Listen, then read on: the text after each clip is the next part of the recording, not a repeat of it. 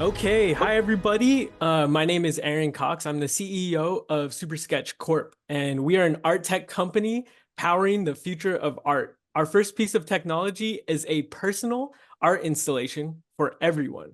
Why did we create this?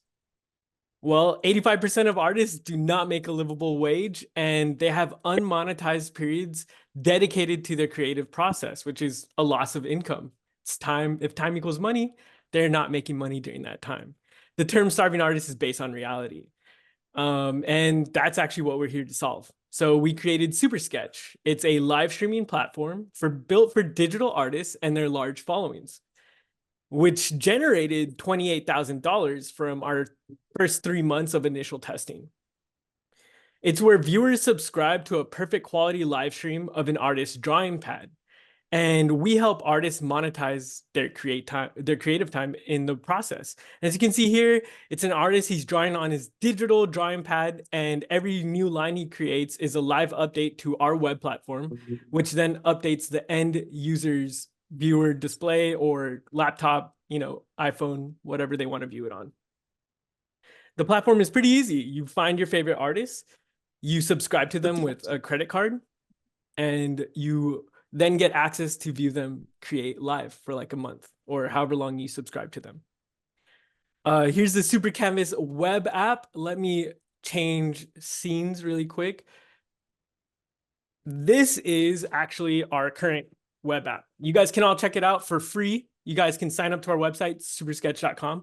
But if you look at me, I have a drawing pad right here, and I'm just going to create some lines, and it will update on the viewer end. And then I just click off my drawing pad. We'll turn off. And as you can see, it stays persistent on the viewer end. That's a really high level view of what we're doing.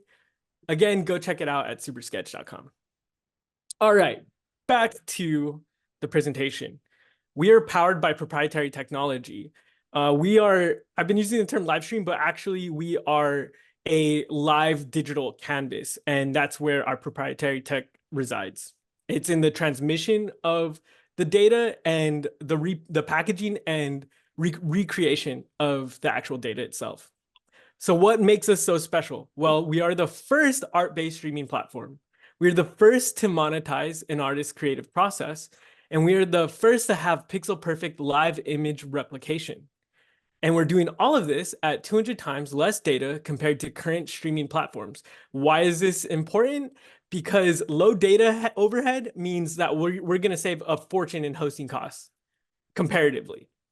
All of this on any smart device or display, and it's a living art installation.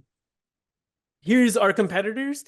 We see them as live streaming platforms like Twitch, as art platforms like OpenSea, and paywalled content platforms for creators like OnlyFans. Here's our market size.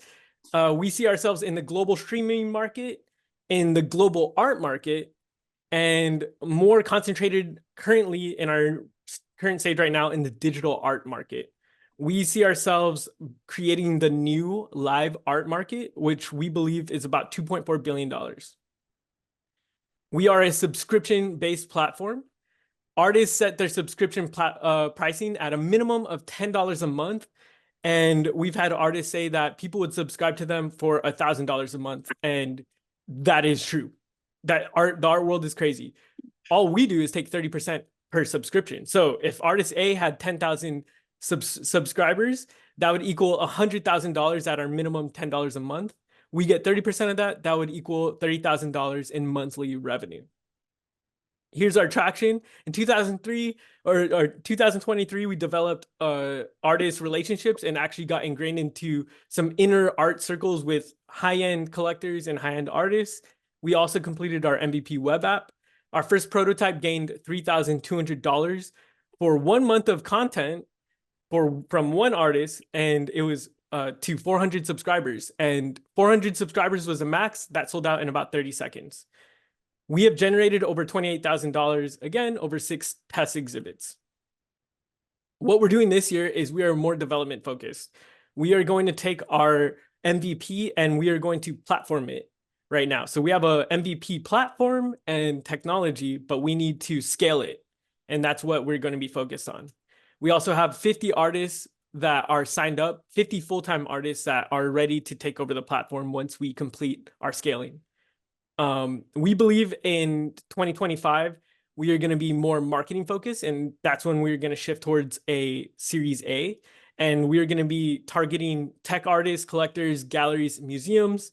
And I am happy to announce that we will be in the Anchorage Museum April 12th for their After Dark to run a prototype exhibit there and hopefully get into a permanent art installation in the Anchorage Museum. This is our team. We are comprised of expert developers and fine artists. We have quite a bit of startup experience on our team, and our advisor is a Y Combinator alumni with 2 successful tech company exits. We are ready for seed funding. We are looking for around $800,000, but we can work with a lot less. We do have plans for like around $250,000 to $300,000. That's our company. That's Super Sketch. I'm Aaron again. I'm the CEO. Scan the QR code to go to our website, or just look it up right now, and you guys can sign up for free. It's super easy. It's a single click with a Gmail account. And brilliant. All right. Thank you, Aaron. We are sitting at 6 minutes right now, so we got 4 minutes of questions. Vesters, first question. Jump in. First come, first serve. Aaron, Liam, nice pitch again. Gets better and better. Talk to me about your moat. How are you going to prevent once all the people who are on Twitch and stuff learn about live streaming art? How are you going to prevent that platform from becoming the go-to? Well, our current moat right now is our technology. We're not actually doing video streaming. We're doing something different.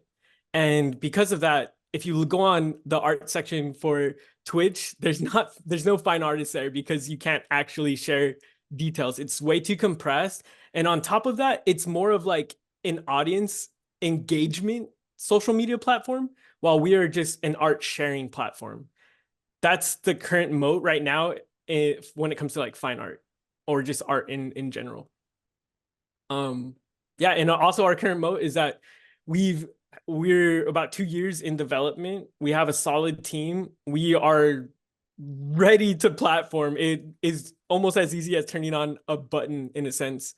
Once people find us, or once we really expand, I think it would be really hard to replicate what we're doing, first of all. And yeah, second of all, it's just that hopefully we'd be the first people that people see widely adopted, or the first platform, sorry. Progress. Got it. Okay, so different technology and first mover advantage. Thank you. Yes. So talk to me about financials. You said you got $28,000 in revenue. What was your churn rate in those first 3 months? How many people actually stuck around? For those first 3, this is spread across about a year, so it's about 3 months in total of time. Our churn rate is like our initial project or our initial exhibit that we launched. All of those people bought back into the next exhibit that we launched. The problem that we had is that our exhibit ticketing for our like follow-on exhibits, we actually shrank the number of tickets. We're testing something that was just totally different, but pretty much our customer retention is 100% from what we can see. Yeah, if we let people know that we are doing something, they will buy into our next project just because of the technology, not necessarily the artist. But yeah, they were like one-time exhibits, so it wasn't like monthly subscriptions. And we are testing right now monthly subscriptions so that we can actually get an actual churn rate. And that's 10. Thank you, Aaron. Wow. Nice job. I know. Thank you. Got it. We got to be strict about it.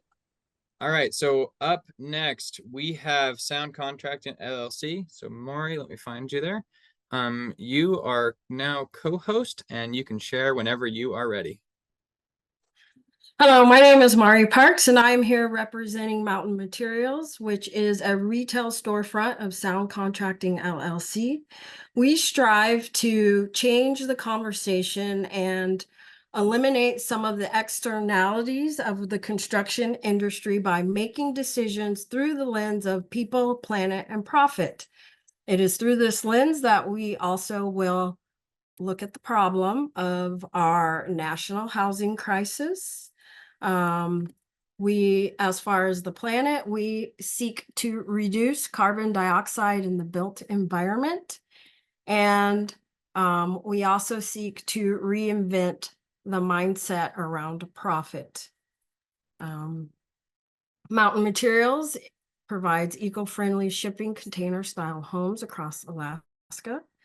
We build custom homes for eco first-time home buyers, existing owners, and off-grid adventurers. There's an example of an eco first-time home buyer. This is an example of a backyard guest house that can be used for additional square footage, office or utility, or a hobby space. We also cater to the off-grid adventurer, which would be a basic model of a weekend getaway, and then up to an eco-lux model of an off-grid permanent structure. So we're focusing on the South Central Alaska market, and last year in 2023, 51% of the houses sold were over $500,000, making an average price home of $200,000 to $450,000 inaccessible because there is, due to a lack of inventory and land, frankly, and the price of building has skyrocketed in the last 4 years. And so as a result, the Anchorage market is dead. Builders and families are moving to Mat-Su Borough as well as the Kenai Peninsula. And so the total lack of housing is the problem that we would like to help solve. We plan to target those that fall into the demographic of lifestyle of health and sustainability. That is the LOHAS market. This represents 1/3 of all Americans. It is also a $472 billion industry, and it is growing 10% annually.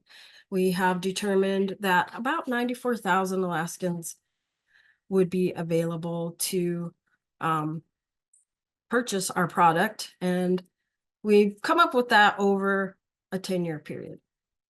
How we'll make money? We want to sell our units at about 25 to 40% gross margin. We will be focusing on real estate agents as well as a direct to consumer. 25% margin targeted more towards real estate, and the higher 40% towards the common customer. The team is comprised of James Glover, who is the owner and visionary, myself, Raisa, who is an accountant, a CPA candidate. Derek Deal has tons of experience, and we also have a business partnership with an interior design / soft goods retailer. We're seeking $100,000 to build a prototype of our shipping container homes. And our next steps to get there would be to finalize our 5-year growth strategy plan, also find sustainability mentors within the industry, and to cultivate business-to-business relationships with real estate agencies, architects, and subcontractors. This has been Mountain Materials. Thank you for your time. It is through our business model that we hope to become a model of how to do business for good. Right. Thank you, Mari. You are at 4 minutes and 40 seconds. Investors, jump in with our first question.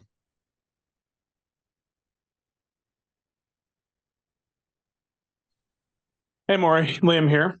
Thank you for the presentation. My question is, Have you thought about being a B Corp? Do you know what a B Corp is? And have you thought about that? Yes, I do know what a B Corp is, and we have thought about it. However, the process to obtain a B Corp is very onerous for a small business like ours. And I think we would need to make some money so we can allocate time and resources to do so.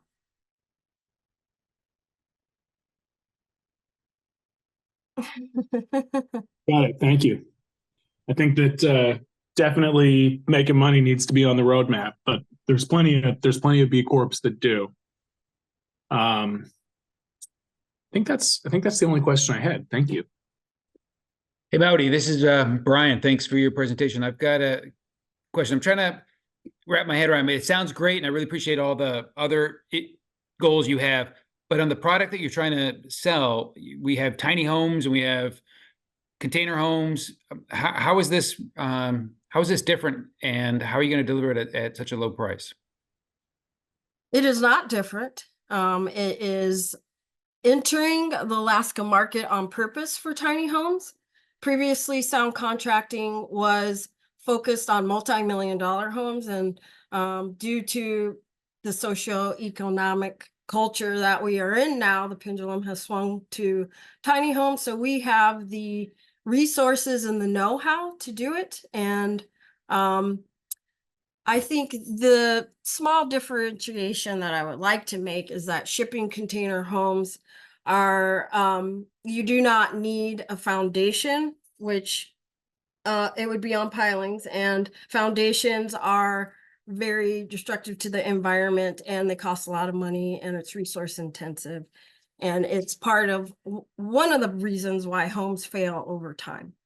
And did I answer your question, or is there more?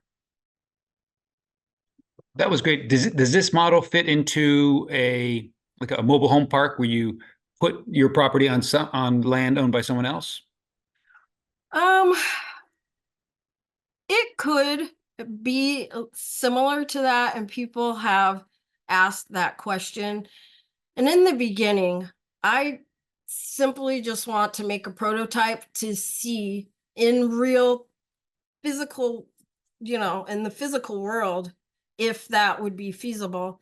Another idea that we're toying around with is becoming sustainable land developers, and then we would own it all.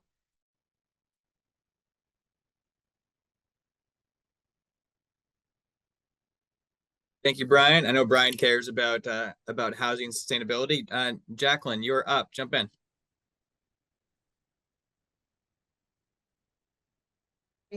Great improvement over last time. Well done. I love your slides, beautifully designed.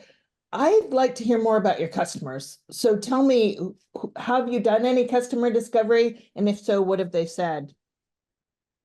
Well, Jacqueline, our customer discovery rests in requests that we actually get as a business. So we have 2 clients right now that we're working with. However, more in-depth customer discovery is something that I am looking for help with. Okay. All right. No further questions. Thank you, Mari. Right. Thank you. Genesis, I believe you have a question. Yes. Hi, Mari. I wanted to talk about the financial part of this. So you're doing, tiny homes for a different clientele. How is the financing with the companies going with this? Because are they going to be getting normal mortgage loans? Is this going to pass that as well? If we're approaching low income, how are you guys planning on approaching that financing aspect? We are not out of the box approaching low income.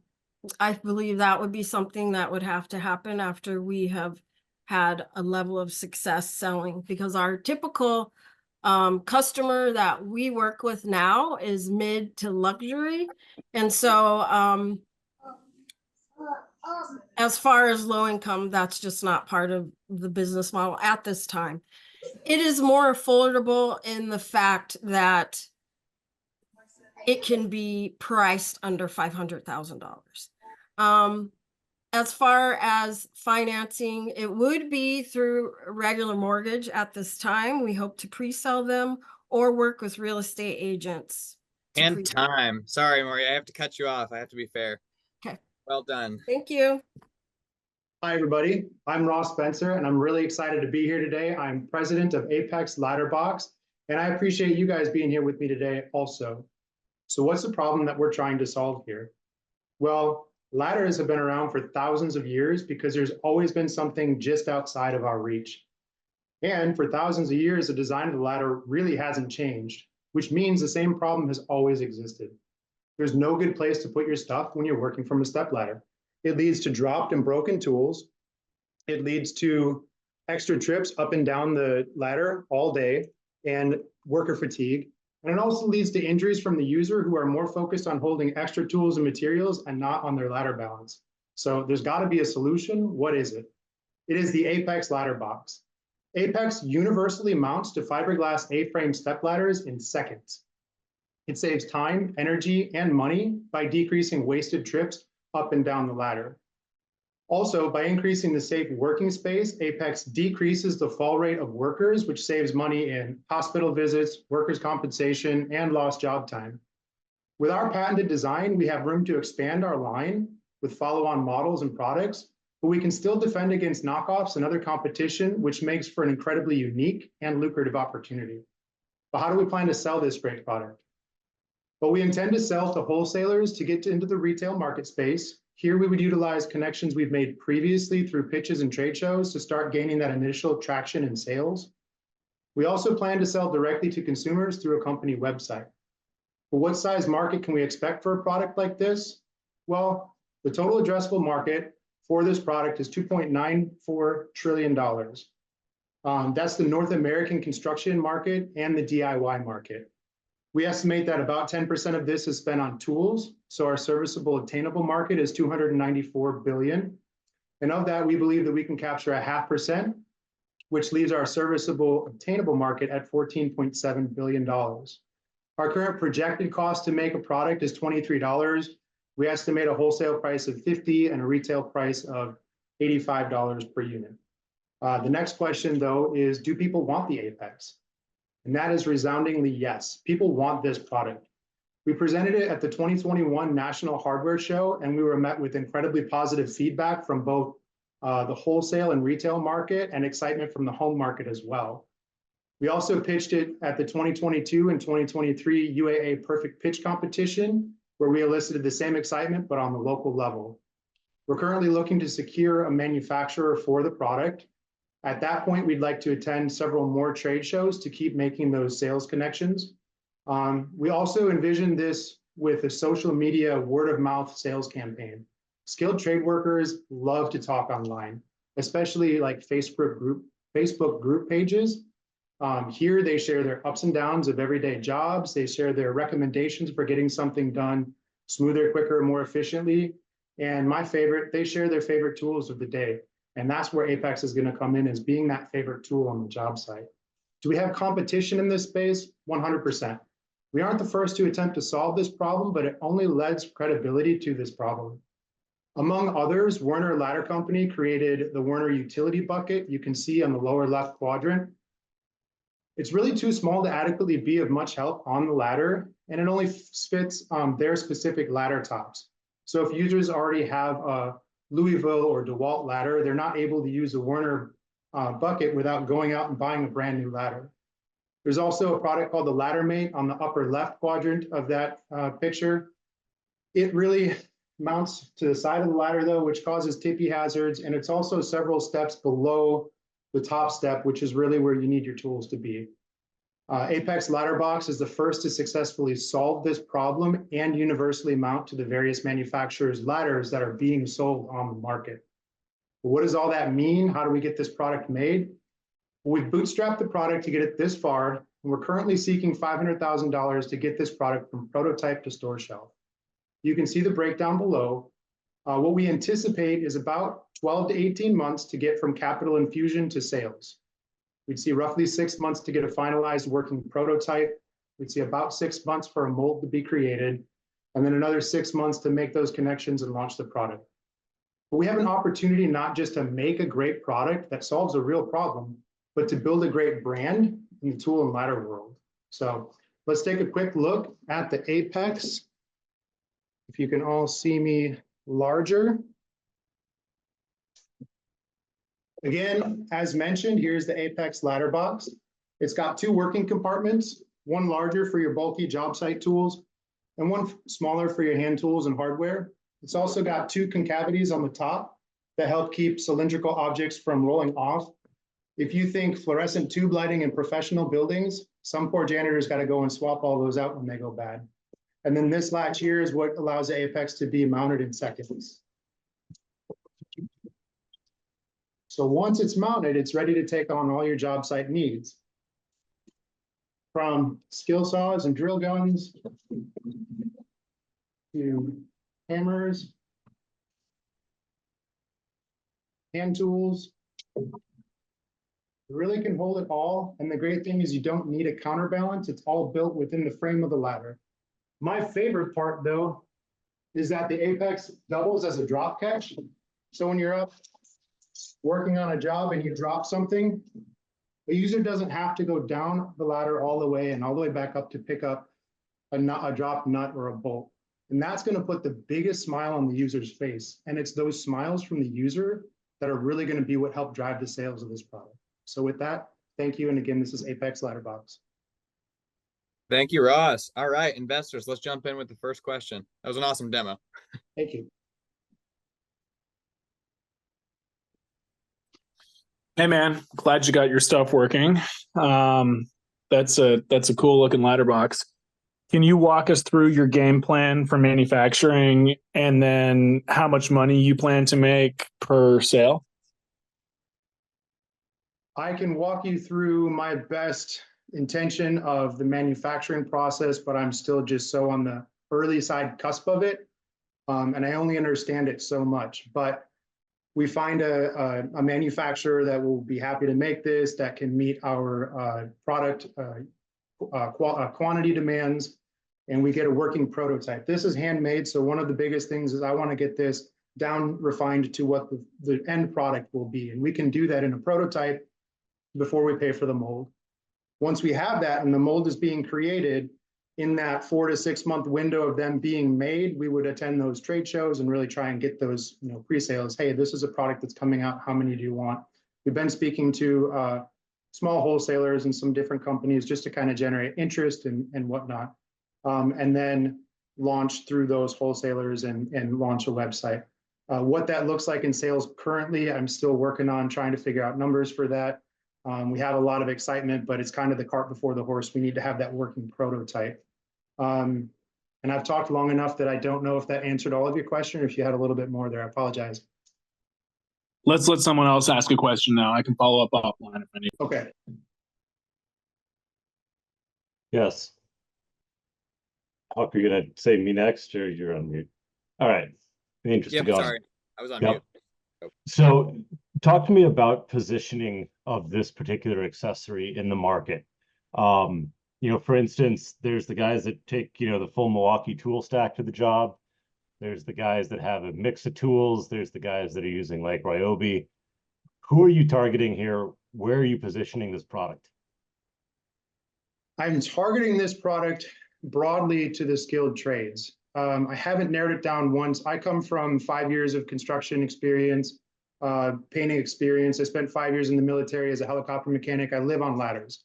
And even with the different products that are out there, plumbers like Milwaukee and construction workers like DeWalt, they've all got their things.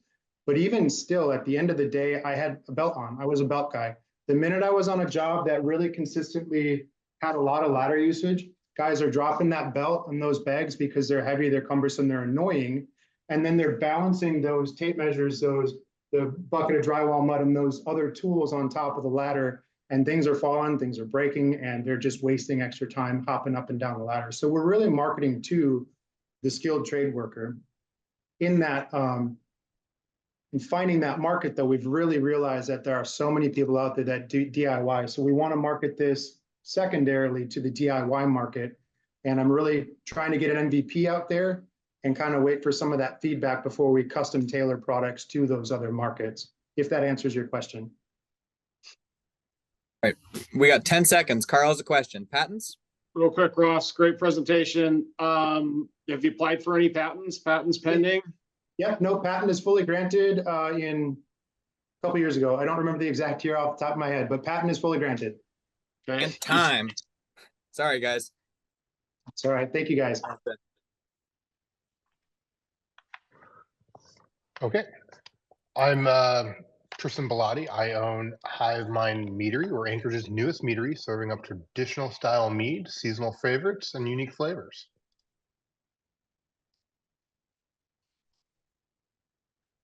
Who is Tristan Bellotti?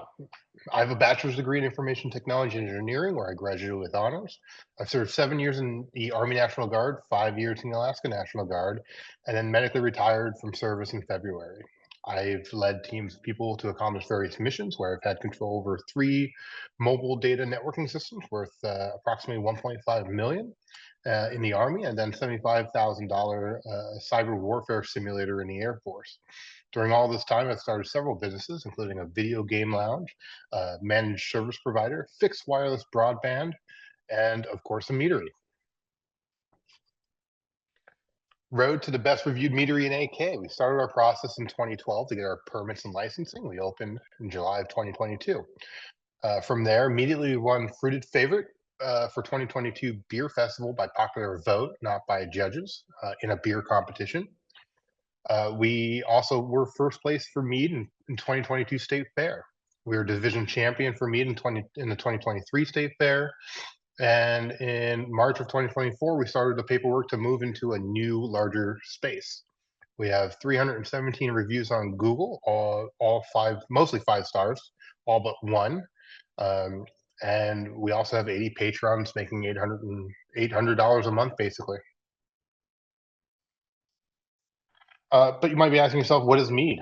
Well, mead is simply fermented honey. And with that comes some negative stereotypes, as some people's neighbors make mead and it wasn't that great, or they've tried to make a brand and it was awful. And some people just don't know the difference between that and plain wine.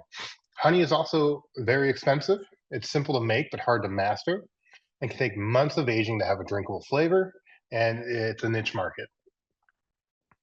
What is our solution? We're both salespeople and we're educators. We not only sell the mead, but we educate them on what is mead and how we're different from wine or beer. We cut out the unnecessary complexity.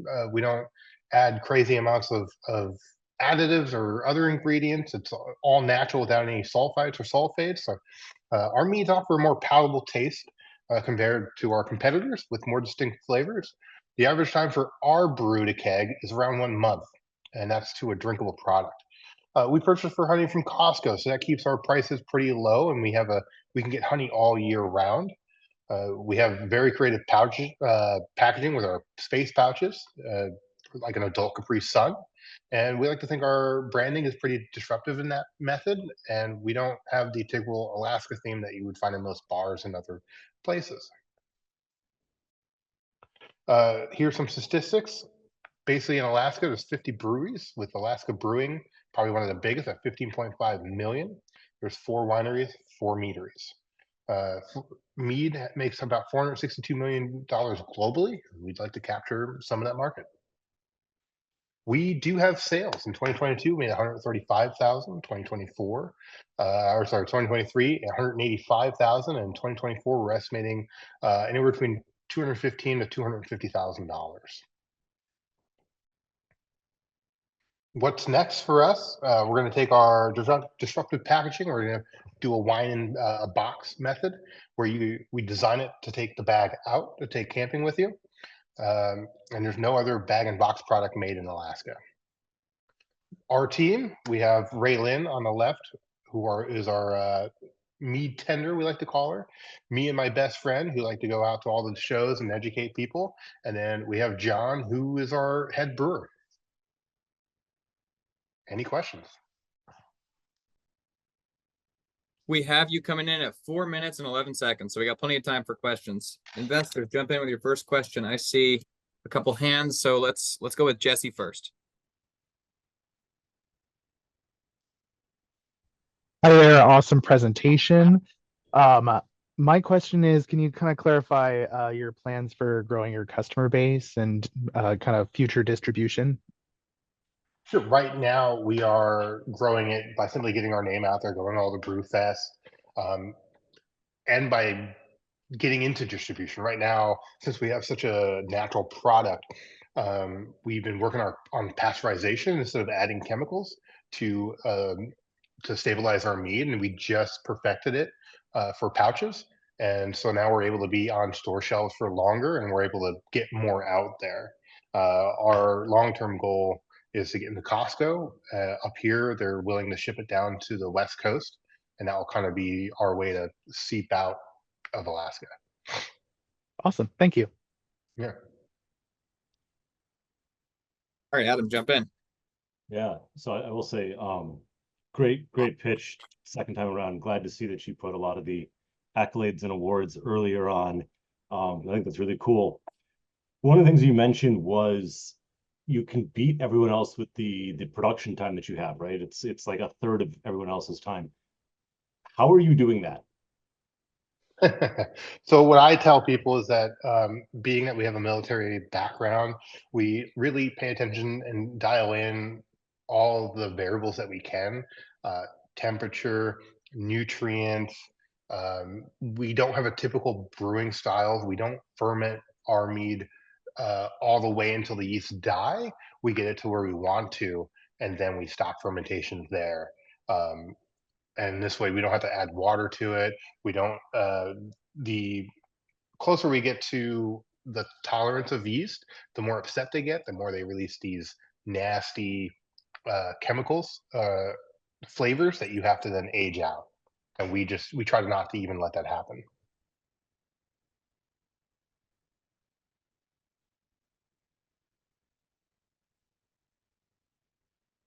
Thank you. Next question.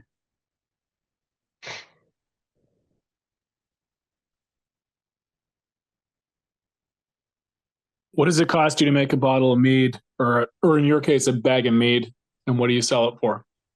So it costs us about $1.50, and we wholesale it for anywhere between $6 and $8, and retail for $8 to $10. And how many milliliters is that? 200 milliliters, I think 6.7 ounces. Got it. Thank you.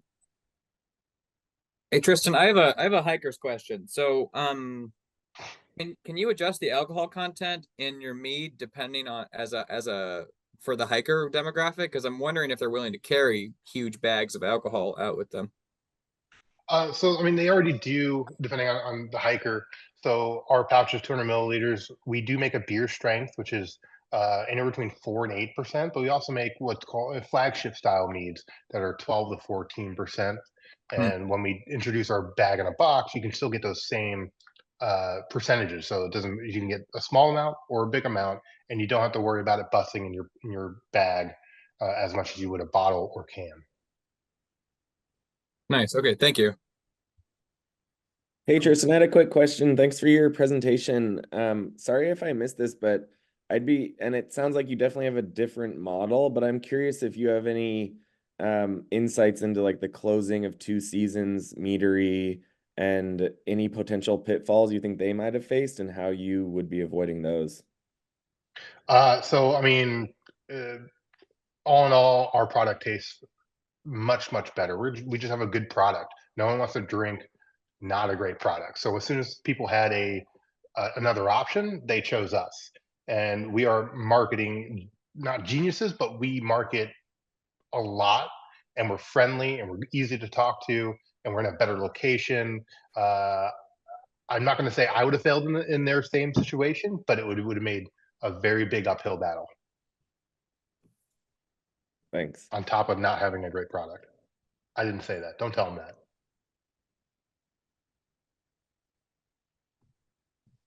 I think we might tell them that. All right. We are at 9 minutes and 15 seconds. Do we have time for one more question if anyone else has questions? I'll say that just go ahead. Yeah, so a real quick question. Who's doing your marketing and design there? Because you guys have a really unique brand. Is that Yeah, so you? me and my best friend, we come up with the ideas and we know what we're not good at. So we reach out to outsourcing options like Fiverr to connect with people who are really good at taking our ideas and making them something. And so we like to say we have the best stickers in Alaska, and each one has a story behind it, and it just goes towards our brand. And so we're not like every other meadery or even every other brewery. And time. Thank you, Tristan. Okay.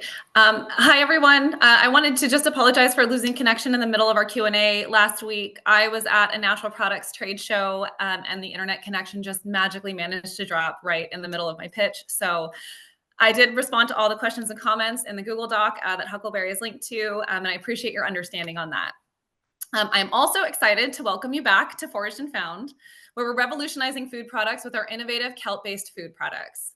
I'm Jen Brown, founder of Foraged and Found, and I'm excited to share our story with you today. In today's fast-paced world, health is a top priority. However, many Americans struggle to get essential nutrients, leading to various health issues. Iodine deficiency in particular can impact cognitive development and thyroid health. Sea vegetables like kelp are uniquely rich in dietary iodine and also offer a treasure trove of vitamins, minerals, and antioxidants.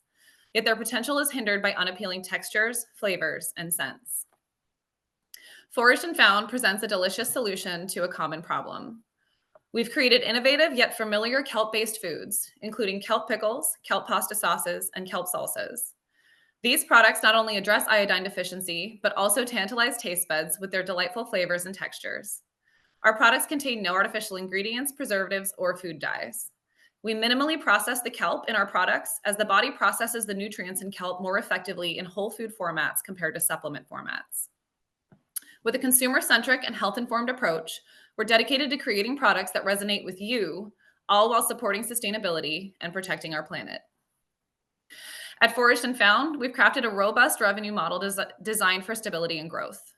Our primary focus lies in grocery retail, where we've already made a mark with placement in Whole Foods Market and are excited to expand into other leading natural enhanced retailers like Sprouts. We're gearing up for future expansion into conventional grocery and club categories, and our strategic distribution partnerships bolster our presence in the natural products industry. We also drive direct sales through our e-commerce channels on Amazon and Shopify and target independent shops and restaurants with direct B2B sales. Our market opportunity is significant, with a TAM of $851 billion in the US grocery retail market. Our serviceable available market includes the pickles, pasta sauce, and salsa categories, totaling $10.8 billion in available market value. We plan to initially target 0.5% of our SAM with the expectation that our market share will grow as we move into new categories, increase our brand recognition, and expand into new retail channels. Foraged and Found has achieved significant milestones. We've created a series of kelp-based products and established a local supply chain for Alaskan bullwhip kelp at a competitive price. Market interest in our pickles has led to distribution deals with retailers like Whole Foods. Currently, we're expanding co-packing capacity and developing a kelp supplier network across Alaska. We're driving pickle sales through retail and e-commerce with plans to expand into new categories. We're also exploring opportunities in the food service sector for our salsa. We stay abreast of food trends to swiftly execute on new concepts for the future, ensuring sustainable growth and innovation. Our focus remains on high-quality, nutritious products that highlight Alaskan ingredients. Foraged and Found excels in the competitive world of specialty foods and kelp-based products due to several key advantages. Our exclusive access to bullwhip kelp, a unique species, allows us to create products that cannot be created using other kelp varieties. We're proud to source kelp only from the pristine waters of Alaska, which ensures superior quality and taste. This dedication also supports the growth and sustainability of Alaska's mariculture industry. Unlike competitors with heavy infrastructure investments, we're agile. Relying on a network of suppliers for harvesting and processing allows us to swiftly adapt to new products without major capital expenses, ensuring efficient scaling as demand grows. These advantages position Foraged and Found as a leader, offering delicious, unique, environmentally conscious, and economically sustainable products.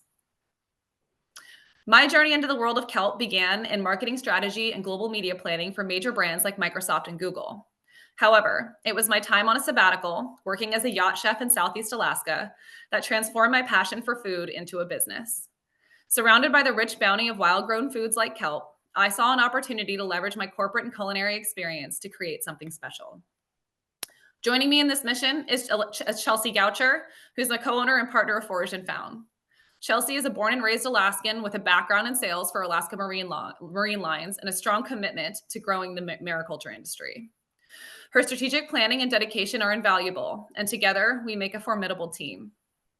Supported by a talented advisory team, we receive guidance across various functions, from sales and branding to finance and product development. Their expertise is instrumental in shaping our growth and success in the market. We are seeking $100,000 through a convertible note with a valuation cap of $1.5 million, a discount rate of 10%, and an interest rate of 5%. The note matures in December 2026 and converts upon the next qualified equity financing round of $500,000. This investment will be used for many purposes, including scaling production, expanding marketing and sales efforts, growing our distribution channels, and more. Foraged and Found is not just a food company. We're a movement, a commitment to health, sustainability, and culinary innovation. With our unique products, dedicated team, and proven traction, we're poised to revolutionize the way people think about sea vegetables. This $100,000 will not just support one Alaskan small business. It will contribute to the growth of the mariculture industry in our state. We invite you to join us on this journey as we create a healthier, more sustainable future, one kelp pickle at a time. Thank you for your time and consideration. All right, thank you, Jen. Investors, we're coming in at 5:45. First question, Jesse. There we go. Thank you. Awesome presentation and very exciting, cool product, Jen. Thank you. My question is bullwhip kelp an abundant source, or could it be like a limiting factor in your production at all? So the region that we're in the southern Alexander Archipelago is extremely abundant in wild biomass of kelp, but Foraged and Found is also dedicated to fostering the farming of this particular species in Alaska. And we're really well plugged in with the Southeast Conference Economic Development Organization. Chelsea actually sits on the board of directors for that organization, and they're focused on multiple innovation projects to ensure that kelp can be sustainably farmed within Alaskan waters. Awesome. Thank you so much. Appreciate the answer. Hey, Jen, this is Liam. Great presentation.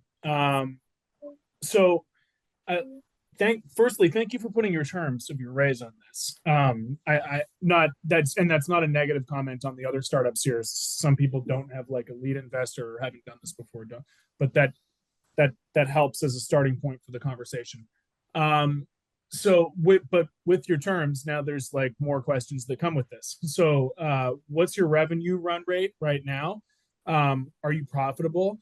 And then gross margin wise, I think you put $1.78 per landed ton of bullwhip kelp or landed pound rather. Can't remember. What's your gross margin when you convert that into a product?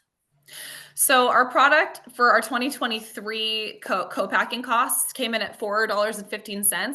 We are in the process right now of moving to a new co-packer with a much higher throughput on their line. We're expecting that cost to drop to $3.50 or below per unit. We currently wholesale at $6.99 a unit and we retail at $9.99 a unit. So we'll be looking to either increase our margins and or drop our price to increase our velocity. Cool. Okay. And then what's your revenue run rate? As far as unit economics go, I just finished answering your question. Oh, sorry. 1 pound of bull kelp makes 3.5 jars of pickles. Great. Okay, cool. And then what's your revenue run rate as a business right now? So 2023 revenue was 125. 2024 is projected at 250. So, and we've been steadily doubling our revenue year over year. Fabulous. Thank you. All right, next question, Paul Strickler. Hey, Jen, Paul Strickler here in Juneau. Thanks for the pitch. A quick question about one of your key accounts, Whole Foods. So you just spoke on gross margin. I'd love to hear a little more about your effective margin after trade spend through that particular account, because I imagine that's a pretty exciting scalable opportunity for you. Yeah, so we had our initial placement costs all hit our books last year. So we had to do a case of free fill for every SKU that we place per store. So we're now looking at what our primary shopper marketing tactics within Whole Foods are discounts, TPR discounts, and demo sampling events. And we're finding that our velocity decreases almost 200% when we're putting those two tactics together. Fortunately, we're only in 3 regions in Whole Foods, so we're in about a third of their stores, and that causes our trade costs rate to be, I think it's about 20% the cost of being a national retailer. So that's enabling us to really efficiently market our products in store without it really cannibalizing into the revenue that we're making by being placed there. Got it. Thank you. Mm-hmm. All right, we got Is time. that guy up? Yep. Okay. Well, we better get the show going. So, hi, welcome. I'm excited to introduce you to Finn. We're an Alaskan company redefining the rigid gear storage. And so today I'm going to talk to you about boxes, particularly boxes used in the outdoor gear industry. On the left, we have cases. On the right, we have totes. And the only inherent difference between the two are cases have a hinge lid, totes have a lid that fully come off. The case sector is really focused on storing and protecting, and the tote sector is focused on storing and transportation. And so this is where I personally got really frustrated with the industry options.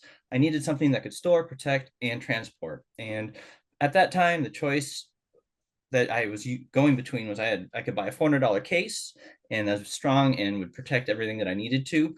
But it's literally just a big, slippery, rigid suitcase. Doesn't have great options for handling things if it's heavy and you can't secure it and still access it. For a $400 unit, yeah, it's going to protect your stuff, but man, everything else is just lacking a lot of user functionality. The alternative, you could use totes, but totes are really low. There's nothing on the high end. They're all 10 to 30 bucks. And yeah, they're going to be able to, you'll be able to grab them both hands. You can move them around. They stack on each other. They got pretty decent user functionality, but they're kind of brittle. If you're going to use them in cold weather, they're going to blow up. To me, I really considered them like a disposable product, and you just plan on having to replace whatever you use, like literally within a year. And so that led me to develop our tote. That's our play on our utility tote. And that combines the benefits of a premium case with all the advantages you get through the tote system. And what I feel like has resulted in is the most user-friendly gearbox that there's being offered on the market right now. So our tote has the most options for handling and securing it down. It's in the top percentile for a volume per dollar matrix, and it has all the inherent benefits that totes offer. Top left picture shows like an open bin, so you can put items in it, especially like if they're bigger than what the volume is of the body. And then top right corner, you can see they're nested. So if you have empty ones, you can nest them and reduce the volume significantly down versus not being able to nest them at all. And these have superior durability from our material selection and our construction method, and they're made in the USA.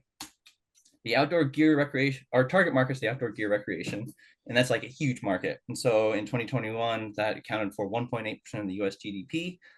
So if you take the gear storage market, I'm looking at Pelican Products, they really set the bar for a made in USA premium product.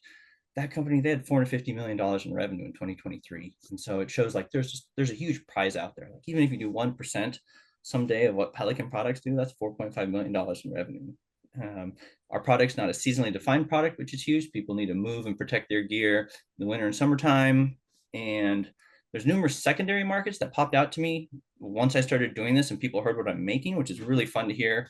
And they jump right on the bag when I was like, oh man, we've been needing one of those for like years. That's so cool. And it's really gratifying hearing that. And it's kind of cool seeing the different aspects that this will get used in other than just like the outdoor gear industry. And so our business model, we're entering what I consider phase 1. And that's a direct to consumer model where we'll be making sales through trade shows and our online sales. While we're in this phase, I want to expand and evolve the product line. And once that's been established, then move on to phase 2, where we'll be business to business. And that's really key for the long-term vision for large growth and become a nationally recognized brand. Thinking of being a nationally recognized brand on the front end, we set up our logistics so our manufacturers are willing to produce our product and store it on site and then ship it to the lower 48. It just didn't make sense financially if most of our sales we want in the lower 48 to start shipping our boxes up to Alaska only to ship them back down. And so we set that up on the front end. And probably the most interesting part for investors now are fundamental revenue figures. These values are going to be based off our first batch of production. And so we own one mold and casting, And without mold, running it year round, we can get about 2,000 units. We could go higher. I'm being kind of conservative just to keep the numbers mellow. So 2,000 units at an MSRP of $275. It's $550,000 in sales. Our current profit margins that results in is 43%. So we'll get $236,000 per mold. Lots of variables that can either eat your profit margin or increase it. Some of the big ones, or the big one that I can see that would eat it, is shipping costs. And one of the other large levers that could increase it is right now we have a 0 bulk discount for volume. So that's a huge potential lever as we increase our volumes. And moving on to our team, it's just a one-man band right now, myself. I'm a lifelong Alaskan and engineer by education and profession. And I'm literally a core user. I've needed something like this for years to just throw my stuff in, throw it in the plane, the boat, snow machine, truck, and go explore Alaska. So far, our traction, I'm 3 years deep in this endeavor. Started in 2021. It was really just focused on research, learn plastics, learn the market, see what's out there. 2022, we really needed to get established and make some connections in the manufacturing industry, which was a huge hurdle. 2023, the focus was get our prototype and molds developed. 2024, it's going to be manufacturing, sales, and marketing. And we're just finishing our first batch of production and starting next month and starting to hit trade shows and try and get the wheel spinning through sales.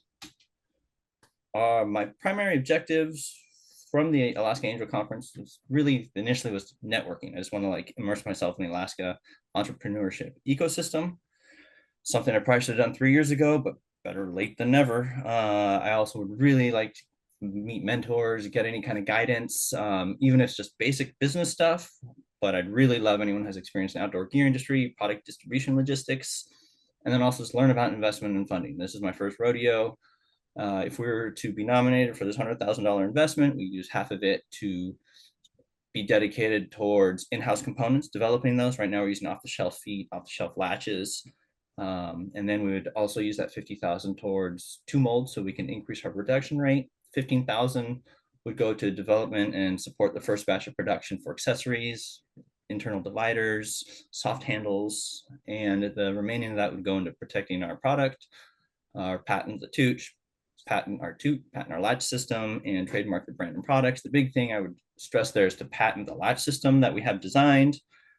So there, I have a really neat latch system that I've designed, and it would really distinguish our box and make it perform better in terms of seal engagement. And it's kind of exciting because there's a lot of other places that same latch could be used. So I'm excited. And we'll see what Evan, let's jump in. First question. Sorry to cut you off. Oh, you're good. Promise. I gotta keep it fair. First question. Jump in. Hey, Finn, Liam. Hey, Liam. So super, like, firstly, I'll just like to give you a. Well, no, I'll save the feedback for later. So That's thanks fine. for putting Give me the whatever. I'll 43% gross margin in there was really good. Uh-huh. Like, I guess, like what I've not investigated whether there's actually another product out there that does this. I'm taking your word for it right now that you've done enough research that you know that there's not a tote on the market that's a high-end tote in the same way that the Pelican case is a high-end case. Because you might have discovered a super cool niche here that like actually is completely unfilled by anyone. And if that's the case, I think you got a bunch of green space. That's where and in I that feel case, here's the piece of advice. Yeah. Is that Way past bedtime. you went in there and you said that, you know, that Pelican makes 350 million a year, and you know, people who are investing a few $1,000s in your business right now, like, yeah, knowing that 6 or 7 out of 10 angel investments fail, like, we need to see a path to the investment that we're making 10 or 20 times what we put in. And so, like, it's okay to say you're going to be $100 million business one day. Like, we're looking for entrepreneurs who are that ambitious and that bold. And Right. I'm not criticizing you or penalizing you for that. I'm just saying, like, in a crowd like this, it does not sound ridiculous for you to be like, hey, this is Pelican. They make 350 million. We're going to do that, but for boxes instead of cases. Right. Okay. Okay. Huckleberry is letting me know offline that I'm like way over. So I'm gonna cut to the question now. your shipping costs concerned me this presentation. I didn't notice that before. How many of these things can you put on a pallet, and like realistically, do you have a good understanding of the costs of how expensive it is to move this thing around the country? So on a standard pallet, we can fit 27 of them, which is sweet because they nest. Whereas if they didn't nest, you were doing cases, you could do just a fraction of that. So on a standard pallet, you can do 27. And if we go with a little bit different of a pallet size, you can put a whole nother column on them. So right now that's 3 columns of 9. So you could do a little enlarged pallet, you can do 4 of them. I have looked at shipping costs. I'm actually leaving Alaska in like 4 days to go down there and drive a box truck of a couple hundred of them up to Alaska because shipping costs were so brutal. And so, yes, I've researched that recently quite a bit. That is a huge lever that could be like, oh man, that's tough. That's a tough pill to swallow. I think that's where once we get into business to business, getting on like some type of distribution network, a distributor like Big Rock or someone who specializes in outdoor gear and moves things, that's a huge kind of benefit of connecting with someone and not just being on your own right now. Okay, sounds good. I'm going to yield real quick so we can sneak one more question in before Huckleberry cuts us off. Okay. Sorry I talked for so long. And it's all good. Hi, everybody. Glad to be here. My name is Richard Rogers. I'm a third-generation Alaskan. Grew up here on the peninsula. I started working in the chemical field in '89 and continued working in the oil and gas fields right up until 2013, when I started developing Tundra Electronics, where we make heating systems for electronics in cold temperatures. The problem, personal problem, a couple winters ago, I was driving from Anchorage to Kenai, stopped at Fuller Lake, let the dog go out. Me and the dog went to the restroom. We wandered around. Car didn't want to start. I tinkered with that a few minutes, pulled out my phone. That phone did not want to work. So batteries die in the cold. This can be a real serious issue. I was stranded. What is the solution? The solution is build something that will keep your electronics heated, warm, in cold temperatures. Tundra Electronics designed a patent. We went for 5 years trying to receive this patent. It was awarded to us in 2019. We use a dual thermostat system to control heaters and batteries. See a drawing of one of our designs up there. We can make multiple applications, multiple settings, multiple uses, keeping things cold all the way down to 40 below. So our revenue here, we got some Zebra cases that I sent off to Alaska Airlines. They retail at about $599, $600 with $255 production costs. I got a phone case here. This is 3D printed. This is something the military is interested in. So you can see this. They're willing to pay $1,000 for these, and they're under $400 to produce. We have a SATCOM radio pouch, which is also something we made for the military. A heated pouch they could carry their satellite radios in. They were paying $1,000 for this, and it cost just under $400 to make. So we can make a pretty good profit off our materials. The market size, people in cold weather globally is over 2 billion. Right now, our focus is the United States and Canada. There's 369 million people. 120 million of those people live in cold climates. If we targeted 10% of those people, 12 million, and could get each one of them to spend $200 over the next 5 years, that puts us at a $2.4 billion company. We know for a fact there's 1.2 million snow machines, sleds registered. They sell around 130 a year in America and Canada. There's 14 million skiers and 7 million snowboarders they call actively registered at resorts and different places. The market also includes oil workers, gas workers, post office mail delivery workers, police, rescue, and then we have the military, around 25,000 here in Alaska. Reaching that market, the first year we really want to focus on airlines. We have good traction there. The oil and gas companies here, I have some connections. The second year, try to get into that military realm. Zebra, the people that make the scanners, they are interested if we can really close a deal with Alaska Airlines. They have about 30 other clients that would be interested. And then the third year, just have contracts with multiple industries and continue to grow the business. Just heated coats, they spend around 265 million a year. That's a pretty good market we're aiming for. The traction and validation I mentioned a little bit. The military, we did receive a letter of support. We know that's going to take a little time. It's military. We got to work with some people in funding. So our focus right now is really on the Alaska Airlines, trying to get that. I did give them 2 working scanner cases. They're somewhere in Alaska right now. And I really should be hearing from Alaska Airlines any day.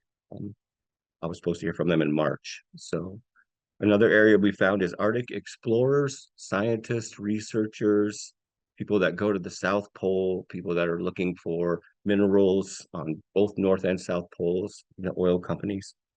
And then Alaska Commercial has a need.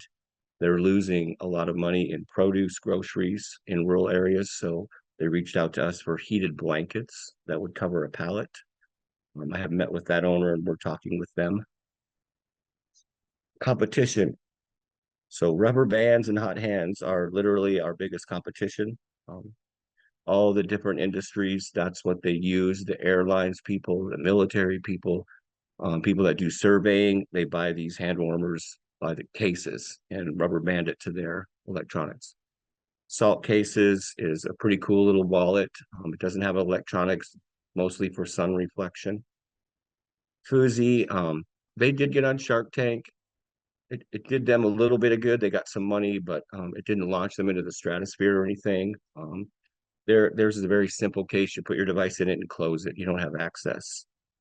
And then the other 2, Joby and Venture, they're very into space, underwater, heated seats. So parallel, not so much competition, but close. We have to be careful, watch them. Right now, we're looking for $200,000 to $350,000 in investment. We have safe documents, and we'd be willing to give up a percentage of ownership. I'd be using that money, hire some people to help me as I'm the only team member actually working right now. We do have advisors, but I would like to hire a couple people. We would expand the shop space. I'm in my garage now. We would stock up on batteries, heating elements, PCB boards, start building those things, the cases and the pouches, other things, blankets for Alaska Commercials. By October, definitely be getting goods out over the year, have some contracts hopefully solidified or working to get them solidified. And that's me. Thank you very much. Thank you, Richard. All right, investors, first question.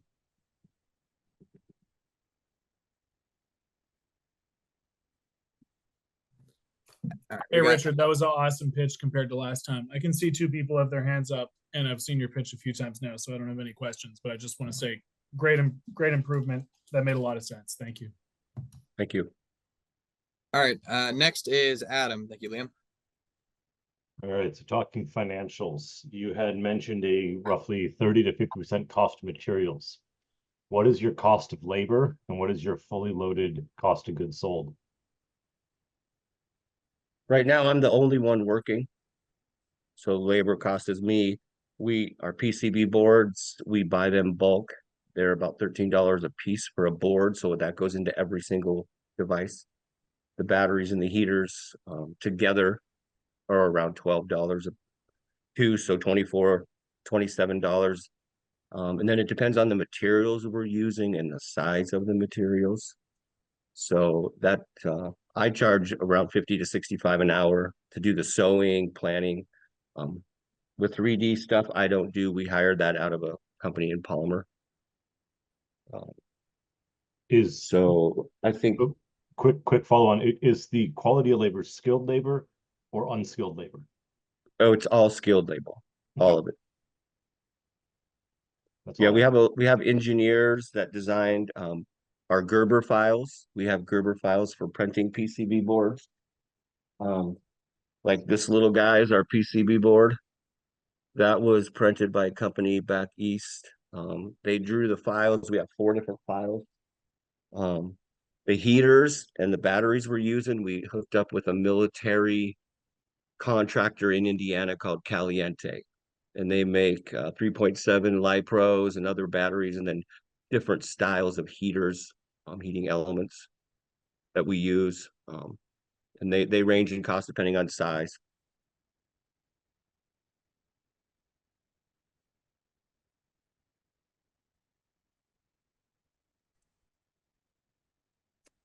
Hi, Richard. This is Genesis. Thank you for your presentation. And I'm sorry if I missed this, but I wanted to ask, what is the life expectancy of your product? How often do they need to be replaced, or how often do you see these companies buying back again? For things like the phone, it's when you get a new phone, you would get a new case. The cases are pretty durable. Also, we make some fabric cases that are fairly cheap, in the under $200 range. With our testing, we would expect them to last at least 2 years. The stuff we want to make for the airlines, we're telling them 5 years before they would have to replace it. Okay, thank you. Hey, thank you for your presentation. I have a question about the application of your product in industries like aviation and the military. What regulatory certifications do you need to access those markets, if any? Oh my goodness, the list is long. The list is very long. And the company I mentioned earlier, Caliente, they are already military contractors. They provide heated missile systems, so they apply things to F-35s and F-22s, which is what we would also be doing. So using their stuff cuts through a lot of that. And then the 3D cases that we'd be supplying for them, it's just carbon fiber fabrics. We're not giving them any software. The PCB board is just a thermostat, basically. Thank you, Richard. That is 10 minutes. All right. Hi, I'm Vienna Mott, CEO and co-founder of Poliquix.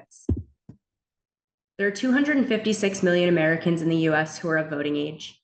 Of that, 50% are registered to vote. And of those folks, about 2/3 voted in the last federal election, a dismal 15% in their local election. Studies suggest this is due to a lack of several reasons, including lack of civic engagement, poor media literacy, and the passion we often feel when we immediately see a headline.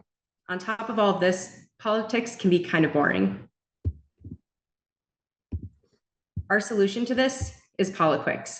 We have a specially trained LLM that we use to leverage factual information on political candidates and topics at the local, state, and federal level, and provide users with different information using some key features. Our most prominent and most exciting one is probably Polymatch. This leverages our AI algorithm. We're able to match people through a quiz with candidates and politicians based on their individual stances, not party affiliations. And you're able to see for every single race, the ranking of candidates, and not only the ranking and the percentage match, but also the issues that they agree and disagree with you on. Additionally, we have explanations of policies, quizzes, polls, a game board, kind of Candy Crush style to engage our younger users, candidate and politician information, and daily events. I would like to mention with the current events, it's not quite like news that you would normally see on TV, where there's a really sensational headline and it's coming from a certain partisan lens, but rather it's factual information such as this bill was introduced in the Senate today, or this politician won your local election in the mayor role, for example. While we are a political app, we identify more with the ed tech market. This is a $19 billion market and continually growing, especially we've seen this since COVID and education taking a little bit more of an online turn. Our TAM consists of 256 million plus voting age users. That continues to increase as well as people approach 18 years old and are able to vote. And additionally, we have some partnerships that we're in the works with right now with high schools trying to get this embedded into their curriculum, which means that would increase our TAM as well. Duolingo is actually doing that. Some schools have been using Duolingo within their curriculum, so we consider them competition. They really have gotten the interactive features and also the younger age group more interested. So that's something that we have really been inspired by. We also see ActiVote, Ballotpedia, and Relevote to be competitors. While no one is quite like us and no one's really done this kind of culmination of information, they do have some good information. And so we've really tried to capitalize on the fact that we have robust local data and a more interactive user interface. We're planning to launch this summer, and due to our marketing strategies, which I'll mention in a second, we expect to have a base user base, and then after that, a linear increase of both users and revenue, and we expect to be cash positive in month 7. Marketing-wise, we're planning on using social media, high school and university attendance, event attendance as well, and leveraging our partnerships through podcasts, panels, and shared social media posts, and we've been talking with different groups about that already. And we intend to realize revenue through 5 different methods: advertisements, partnerships, merch sales, paywalls, and aggregate data sales. Our team is comprised of myself, Margaret Sakona, Jason Starkman, and Polybot, of course. We also have established partnerships and multiple volunteers working with us. They span everything from the educational landscape to politics to UI UX, but we all have a common goal of trying to improve accessibility and digestibility in politics. One way we're doing that is through offering multiple languages, and we're also including clicks for anything above an 11th grade level. We found this through research to be an appropriate age group and cutoff. So any word that is deemed to be above that level, or any topic, there will be a click, so that, you know, if there's a bill that mentions something about voting rights, for example, and the word gerrymandering comes up and that's deemed to be above an 11th grade level, they can click on the word, read the topic, and then return. So they're able to actually read the content and understand it and make their own opinion, rather than getting caught up in the words used within the documents, especially because, as we know, it's not very easy or straightforward to read a bill or any other political information. Our team came together because we found that we were raised with politics kind of given to us from our families, from our environments. And as we wanted to learn more about other people's opinions, why they might feel that way, or even try to grow stronger in our own, we couldn't find any resource that would have some level of information, especially at the local level, that would allow us to just take nonpartisan information for ourselves and digest it in a way that we would be able to decide our own conclusions from that. We're currently fundraising for a multitude of things, but they share a common goal of accelerating our launch and bolstering our marketing. We're entirely bootstrapped right now, and we understand the importance of launching ahead of the federal election as much as possible. The more runway we have there, the more folks we can hopefully reach using the hype of the federal election. Although we understand that because local elections occur more commonly and because they're harder to know for whom you would want to vote, they're much more important to the overall success of our app. One of our taglines is that you'd be able to show up to the poll, and by the time you get into the poll, you would know for whom you would want to vote. Thank you, and I'm happy to answer any questions. Right, great presentation. First investor question. Hey, Vienna, nice presentation again. Thank you. So, like, here's the $1 million question: is like you're putting up some really big growth numbers there, and we talked about this last time. And this is an app that people would be using to educate themselves, and I think that is a really, really hard thing to get to 1 million users on. Super hard. And so my question is, and don't take this question the wrong way, but like this is not a bad thing, but what is this really an app, or is this a blog? Oh, it's an app. You can make tons of money off a blog. And you can put up reviews of all the candidates, and you can put up nonpartisan whatevers of every bill. My biggest concern about this thing is how you're going to get 1 million users on this app, because that's really what it takes with the way that your kind of business model is structured. So Yeah. do you think people are going to be engaged with this thing enough that it's really an app, or should this be a blog? Yeah, it is an app, and there's several reasons. I understand the blog aspect when it comes to things like bill action, but we also include, I mean, the game board is similar to Duolingo style, which is an app that has over 300 million monthly users. They have no problem keeping those users as long as the interaction is actually interesting. There's constantly new local elections that you most likely don't know the difference between a lot of them. Like, you might know the party you like, but if there's 3 people running for mayor, and they're all of the same party, it's kind of difficult to really tell the difference between them unless you are doing your due diligence and really read the pamphlet they send you that isn't very interesting or easy to understand. And on top of all of that, we have a lot of updated information, some in-app games and prizes and things that make people actually want to continue to come back to the app. Cool. Alrighty. I like your strategy of using this federal election as a jumping off point, and then landing in the local election space. And again, I said this last time, but I love your mission too. The more people we have engaged with politics, the better. But I'll let other investors ask questions now. Thanks. All right, next question. Jump in. I'll jump in. I beg your pardon, Vienna, if I missed this, but have you tested this at all? And what kind of feedback have you gotten? Yeah, we've done 2 rounds of user testing, and we've made some changes based on the feedback we received. For the most part, everything was really great. The thing that actually we received the most feedback that caused the most changes was that people really liked the game board, but they wanted it to be a more frequent, like a larger set of games, a more frequent turnover. So we cover more topics. And then we also refer them to another page where we have, the history of how things came to be and things like that. So they complete their sections, they make it onto the leaderboard, they're able to win prizes. But we didn't realize how much people would actually really enjoy that. Right. Thank you. I'll let somebody else ask a question. Thank you, Vienna. Hi, Vienna. I really enjoyed listening once again. I have a question about your algorithm. Could you talk to me a little bit about the transparency within the algorithm? Yeah, for sure. So we have a specially trained LLM which essentially bounds the information that we're using. So it's all coming from government websites.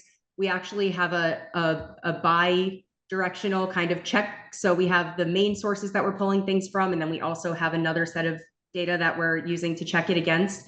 And everything that's coming from the local to the federal level, including their stock trading and their misconduct, all these different topics are from government websites. Anything that's taken from a specific source that we're a partner with, we do have a really tiny little disclaimer in the corner that says, we got this data from this place, they verify it through this person. So that's kind of our double check there. And anything that we can't provide from that, if they click on Polybot or they read something, they get to the bottom and they aren't satisfied, they're able to essentially do a Google search within the app, which just keeps them on the app longer, which is good for our revenue.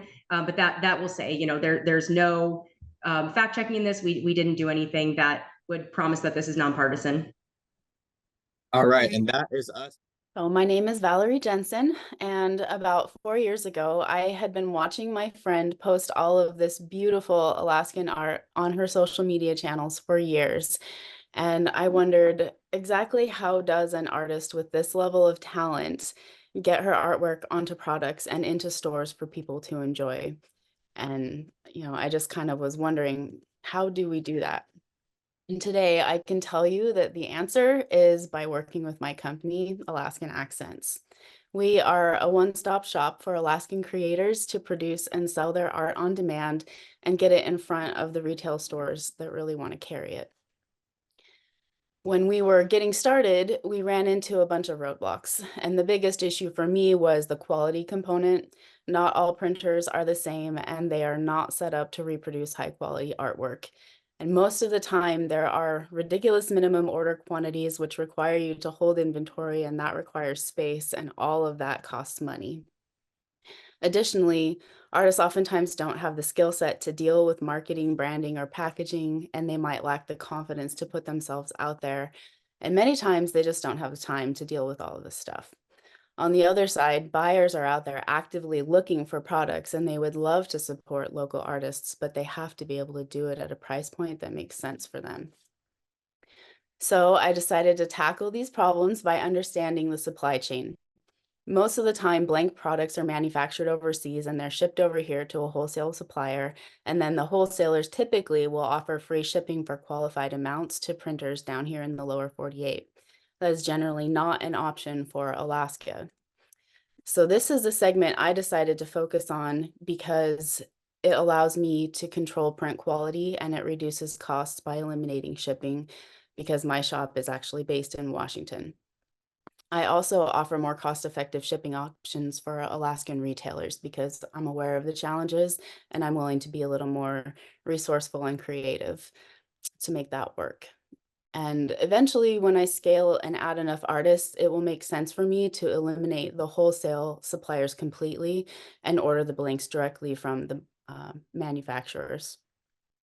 The other piece of the puzzle is a website to connect the creators with buyers.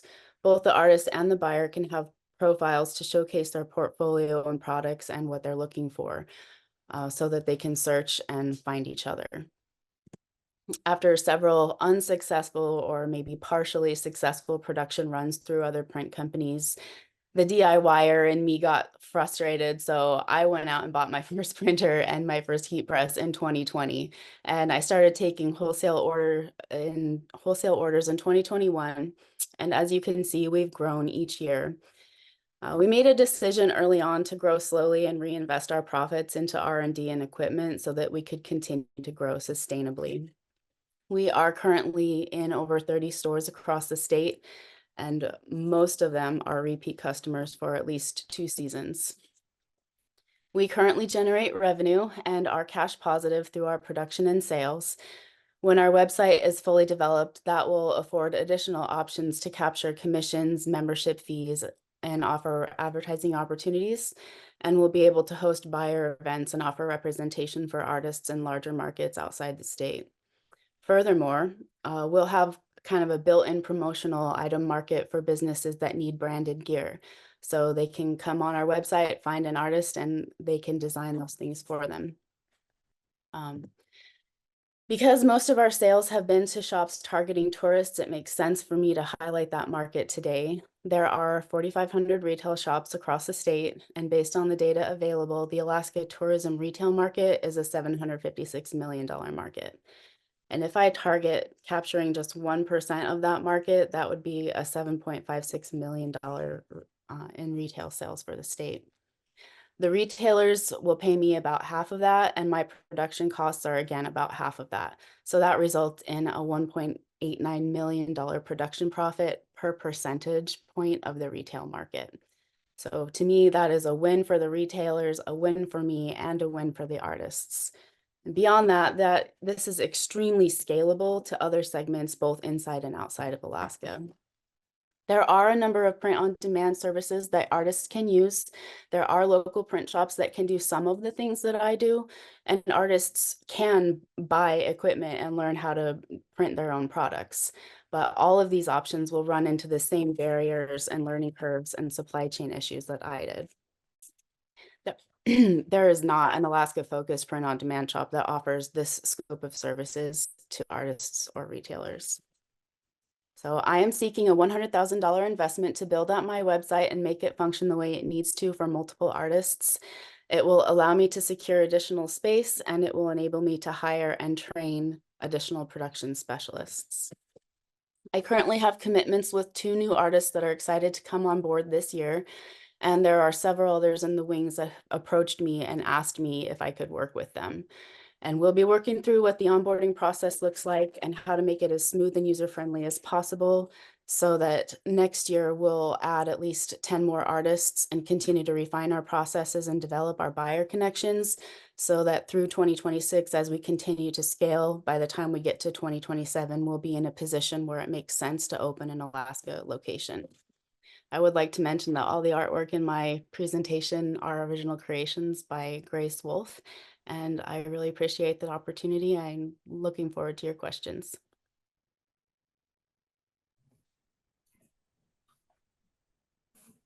Huckleberry, you're on mute, so I'm just going to seize the moment and start asking questions. Oh, sorry, my bad. Great presentation, Valerie. Thank you. So, all right, there are other. Let's get bit. I think I asked like the esoteric questions last time, and let's get down to brass tacks. There's print shops in Alaska, and like if I went into Shirts Up and I was like, please, dude, make me something today, he probably would. And there's also on-demand print shops online like Printful.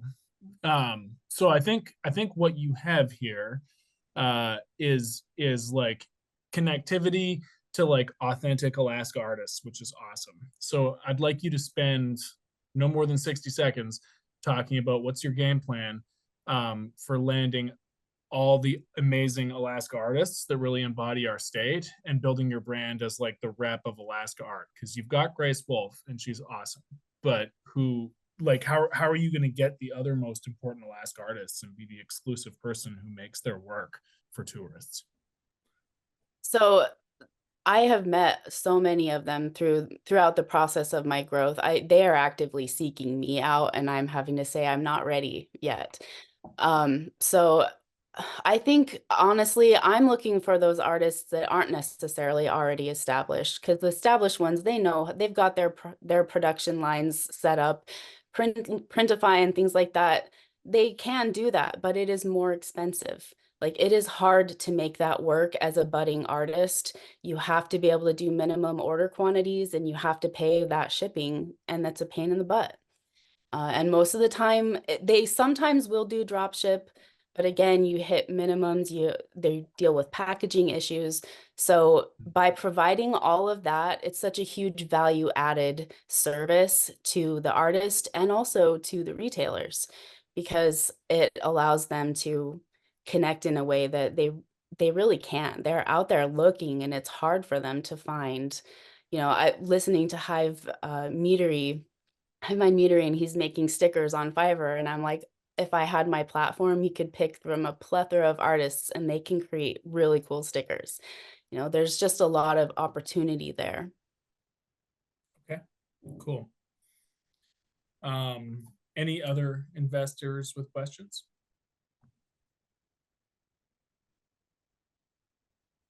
One, could you walk me back through your what your ask is and what you intend to use it on? So I really need to build a website that will work. I have an MVP. My website is currently functioning, and I have retailers that order their orders on my website. But in order to add additional artists and make it a more functional platform, particularly where the buyers can have their profile page and say what types of products they carry in their store and maybe what kind of art they're looking for that works for their shop, because they are all different, and all these little retail stores are kind of they're representative of their owner, and different art speaks to different people. So they would be able to search on both sides of the site. And that's going to take some work to get a really good website developed. The other half would be split between securing additional warehouse space and workspace and hiring staff, training staff. Thank you. Well, and I remember in previous conversations you suggested that you are almost a technology company. Could you walk us through kind of what your thoughts are there? I think the technology piece is just the web development. And so there are so many platforms out there, and there are ways to make different things work. I actually did gain a developer today. I spoke with my friend who we met a long time ago through our MBA program, and we've worked together in the past on a lot of different projects, and I trust him, and I know that he can help me build this website, whether he does the coding himself or whether he's overseeing the coding. He'll be able to help me make this do exactly what I want and need it to do. Perfect. Thank you. All right. One more question. Paul, jump in. Hey, Valerie, thank you so much for your presentation. A quick question for you. I'm curious about how much inventory you're carrying on hand, because it seems as though by solving this serious pain point for the end customers, you may have, like, I'm concerned that you may also be like taking that on yourself. And I'm curious how you think about that challenge and whether that's a challenge at all. Right now, it's a little bit of a challenge. I try not to carry inventory, and any inventory that I do carry is blank. So I only print when I have a specific order for that particular item. But for the most part, my model is I order from my supplier when I have an order. And so I don't carry a whole lot of inventory. But as I scale, I feel like the more artists and the more mugs and the more t-shirts that I print on, the more it makes sense to hold some of that in inventory because I'm going to be using it, and it's annoying when you have to wait for a week to get your product. And especially if I'm printing and producing in Alaska, then that's where that does become more of an issue, and you get a better economy of scale the more blank inventory you can hold. Totally. Yeah. You want to be just in time to feed that niche. Totally. That's all the time we have, just in time. All right. So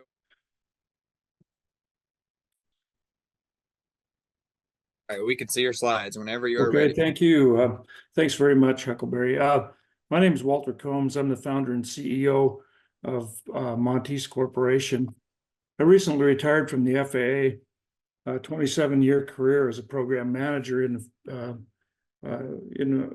pursuing advancements in aviation weather-related accidents, inefficiencies, and fatalities, basically.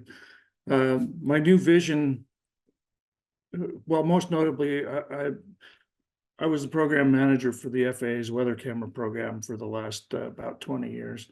My new vision with Montes Corporation continues this pursuit with the development of technology advanced observation platforms for weather security services and surveillance operations. The lack of weather data is a known contributor to aviation interruptions, accidents, and fatalities. Every day, pilots make numerous go or no-go flight decisions. At many of those locations, there's no weather data that's available, leaving the pilot to use an educated guess as to either cancel the flight or to fly out and take a look. This condition leads to numerous flight interruptions, and in far too many instances, it results in catastrophe. The shortage of weather data is well known and is driven directly by the excessive costs associated with the currently available old technology sensors. The solution is the Montes Weather Observation System and its services. The MWAS is a low-cost, easily installed weather station that's designed for airports, roadways, helipads, and almost any location where you need weather. It provides 360-degree camera views, all of the necessary weather information to support solid flight decision and other decision making, and its data products are easily accessed through the Montes owned and operated mobile apps and websites. Our users and pilots don't need to be tech savvy. They only need to open up the app or website to derive the benefits of the MWAS services. We generate the data, we format and distribute the data and provide it to them over our mobile apps and websites. Now with the MWAS, our customers can take a look before they fly versus fly out and take a look. So who are our competitors? Numerous companies provide sensors and numerous others provide formatted data products, but few companies provide the cost-effective, technologically advanced and comprehensive end-to-end data services like ours. The FAA and the National Weather Service are our strongest competition, providing similar service to ours. High costs, sparse coverage, and renowned poor performance create a big opportunity for the MWAS. We have great traction. The MWAS design is complete. Our mobile app and website applications are in beta format. Our demonstration of capability at Merrill Field is in full operations, and we have 10 pilots conducting beta testing and consulting with us to help us refine our services.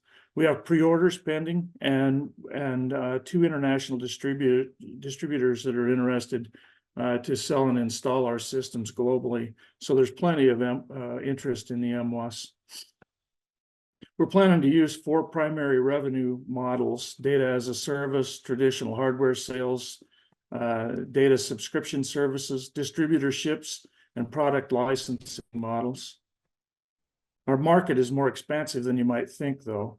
We're not just an aviation service provider. The MWAS suite of functions and capabilities also lends itself to many other industry sectors, such as security and surveillance, emergency response services, the emerging drone service industry, DoD, and many others.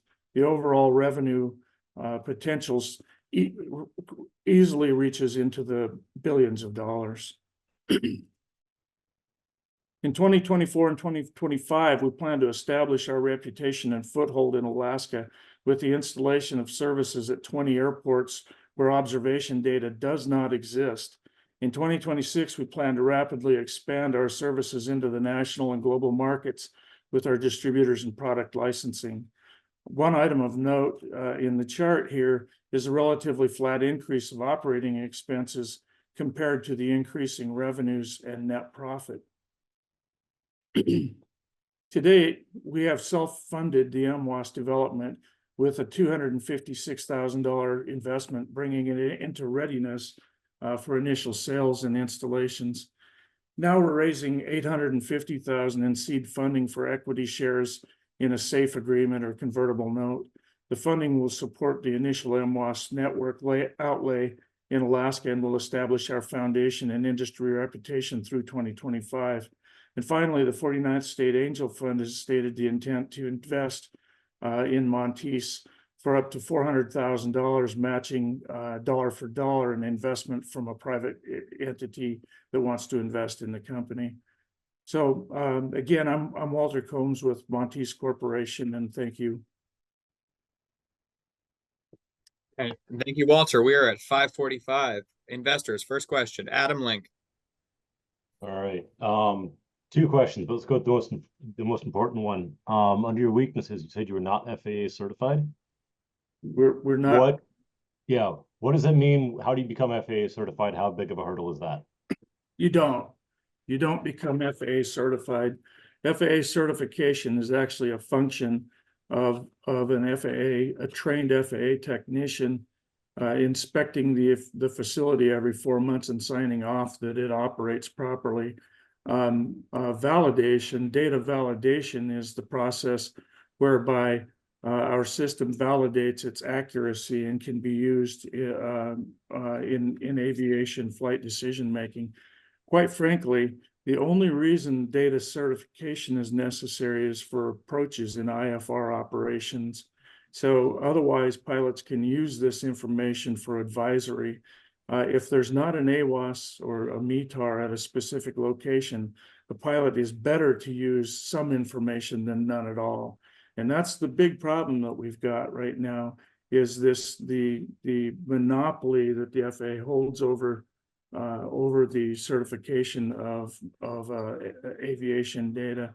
And we're working on that. There's legislation in place that I'm working with a consortium here of operators and legal folks to actually address that, so that in Alaska, pilots can use this system as a certified system. So that's a long explanation, but this certification process is it's very unknown to most people. They hear the term certification, and a lot of people actually claim to be FAA certified, but they are not. So that's a pretty sticky spot right there. But we do have a pathway to success with that. I've dealt with it for almost 30 years now, and I know that pathway, and that I do intend to take this system through that pathway to open it up so that these pilots can use this data where an AWAS doesn't exist. I hope that helps. Perfect, thank you. Investors, next question. Hey, Walter, Liam. Firstly, like that was a much clearer, more succinct, and better pitch than last time. Thanks for pulling that together. Thank you. You kind of answered the front half of my question when you were answering Adam. Last pitch, it sounded like the FAA was maybe your customer, and now this pitch has sounded like the FAA is more like your competitor. And so if the FAA is not your customer and they're your competitor, though, it raises a couple other questions. So now it's like you need to, who is the customer? Like, do you independently go out and set these things up at airports and sell the data to pilots as a subscription? I know you showed your 4 business models, but like if you could make it really simple for me, like what exactly where exactly does the information from these things go, and how do you get it into pilots' hands? So what we're doing right now, and yes, the FAA will be a customer of ours, and they will also be a competitor of ours. The situation with that competition, though, is that the FAA and the National Weather Service do not have an acquisition program in place to implement any numbers of new systems. So the FAA right now, the FAA covers 3% of the nest. That's their numbers. That's what they tell you. About 3% of the national airspace is covered with AWAS systems. That means 97% of the national airspace is open for, commercial implementation of systems. The FAA also has a program to expand their weather camera program, and there's a program that they have that I started and they use even still, and that is what they call third-party operation, where an airport buys the system, installs it, and then feeds the data back to the national headquarters or back to the cloud where it's distributed to pilots. So what I'm doing is I'm bringing in weather data from the FAA, weather data from the National Weather Service into my cloud, and then all of my data that I generate with the MWAS, and I bring it all into one cloud where it's processed and distributed to our customers. So there's several reasons why customers want that data from us. And that is, we have a mobile app that is fast, it's easy to access, and you can use it anywhere out in where we have very slow rates, let's say low bars on your phone. For instance, or on your iPad. So that's where the niche is. All right, Walter, sorry, I have to cut you off. Sorry. Okay. Yeah, sorry, I that took so long to answer that, but there's the details.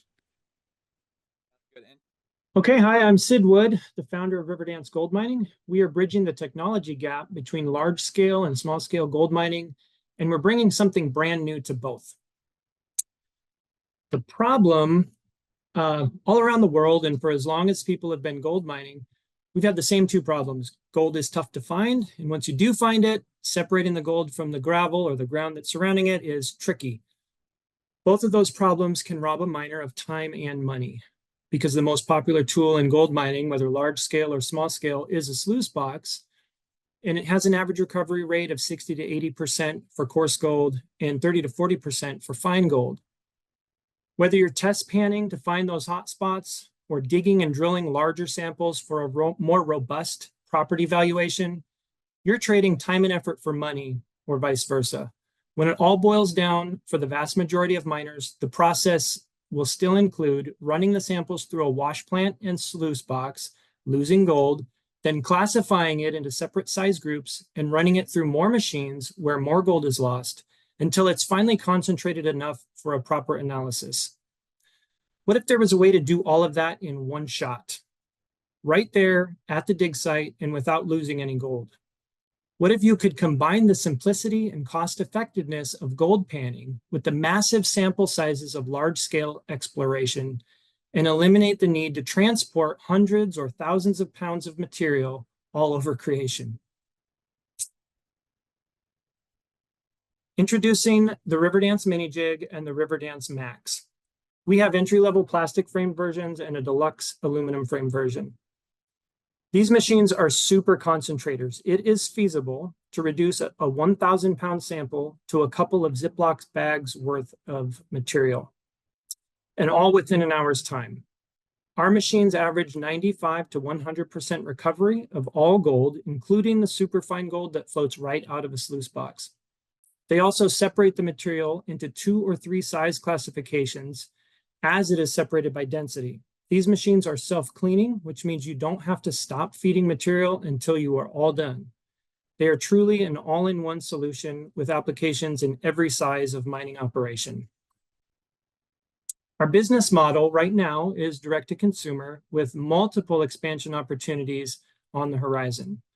Gold mining is seasonal, so we'll use that winter lull to buy in bulk and manufacture our machines right here in Alaska. The shipping cost goes to the buyer.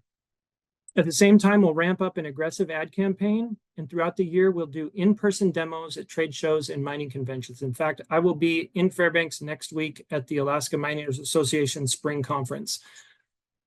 Globally, Globally, the sale of mining equipment generated $141 billion last year, and it's going up. Surface mining equipment accounts for almost $55 billion of that revenue. $18.8 billion was the US market share, and here's what I'm most interested in. In the US alone, nearly $6 billion was spent on gold exploration last year, and more than 50% of that number came from junior and intermediate companies. Small-scale mining equipment manufacturers in the US averaged $7 million in revenue last year, and some of that was from those exploration projects I just mentioned, but a lot of that was also from individual prospectors and backpackers, what I call recreational miners. Our machines will appeal to both groups. After 2 years of development and testing, including lab work in Anchorage and Kenai, I launched a website, started building a mailing list, began growing social media accounts, doing live demos, and building machines in my garage and shipping them to customers all over the US and Australia. And I actually sold one to a customer in Canada for the first time today, and another one to somebody in Alaska just about an hour ago, right at the beginning of this meeting. Or 2 hours ago, I guess. It's going to take consistent messaging and targeted ads, blogs, and especially testimonials to convince people and mining companies that they have another option and it is the best one yet. Here are some of our well-known competitors and how much revenue they generated last year, but it really doesn't matter which one you look at. Their products simply don't match up. Our Riverdance Mini Jig and Riverdance Max have the highest recovery rate in the industry. They use superior separation and concentration technology, and they classify the material as part of the process, all in one tidy little portable package. I believe that we are the best team to bring this product to market, and here's why. I'm a third-generation Alaska miner. I've helped design, build, and operate massive multi-stage mineral jig plants for gold mining and soil remediation. I have over 20 years of direct leadership experience, including 6 years at the executive level, managing over 2,000 employees and a budget north of $200 million. Colby Hall is a classically trained filmmaker. He has a passion for marketing and advertising. His marketing vision and film experience is going to give us the advertising edge we need. My brother, Larry Wood, shares the same mining experience I do. He has over 30 years experience in the construction industry, 20 as a general foreman. He recently completed a $17 million commercial construction project in Soldotna, 2 months ahead of schedule and under budget. He's going to make sure our manufacturing team is focused and on target every step of the way. What we don't have is a dedicated sales professional. As this business grows and starts to expand into new markets, we need someone that knows how to build relationships and close deals. Our funds request $100,000 for our first major manufacturing push and our advertising campaign. We have a lot of great ideas and we have some stuff already in the works. So with that, thank you very much, and I look forward to your questions.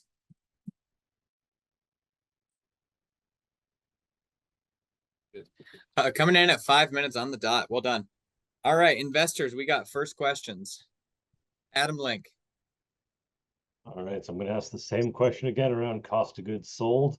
You're a manufacturing, equipment company. What is your cost of goods sold, fully loaded with labor?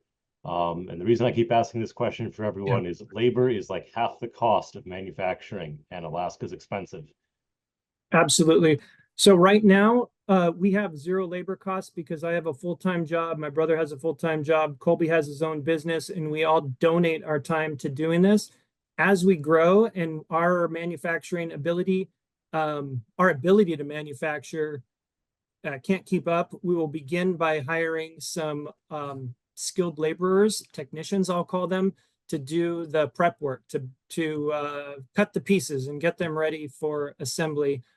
And then we'll move on from there. But I do have a plan for manufacturing as we grow. But for right now, especially for this first push, We can do it in-house. I'm no stranger to that, and I have a very, very good process right now for building these already.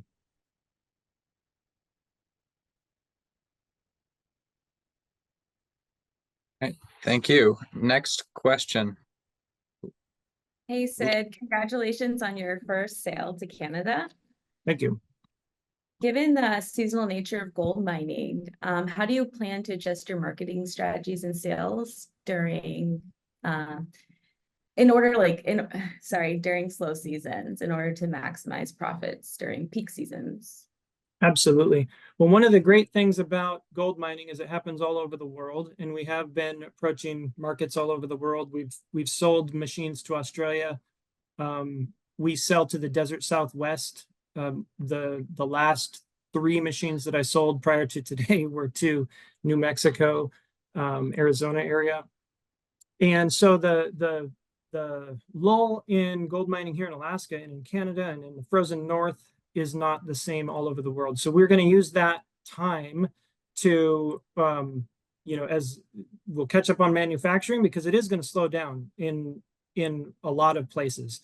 But we'll keep pushing with the social media, and we're creating a show right now. It's called the Rookie Miner, and we're going to we have people who are already interested in being part of it. We're going to be filming that. They will be filming and submitting the footage.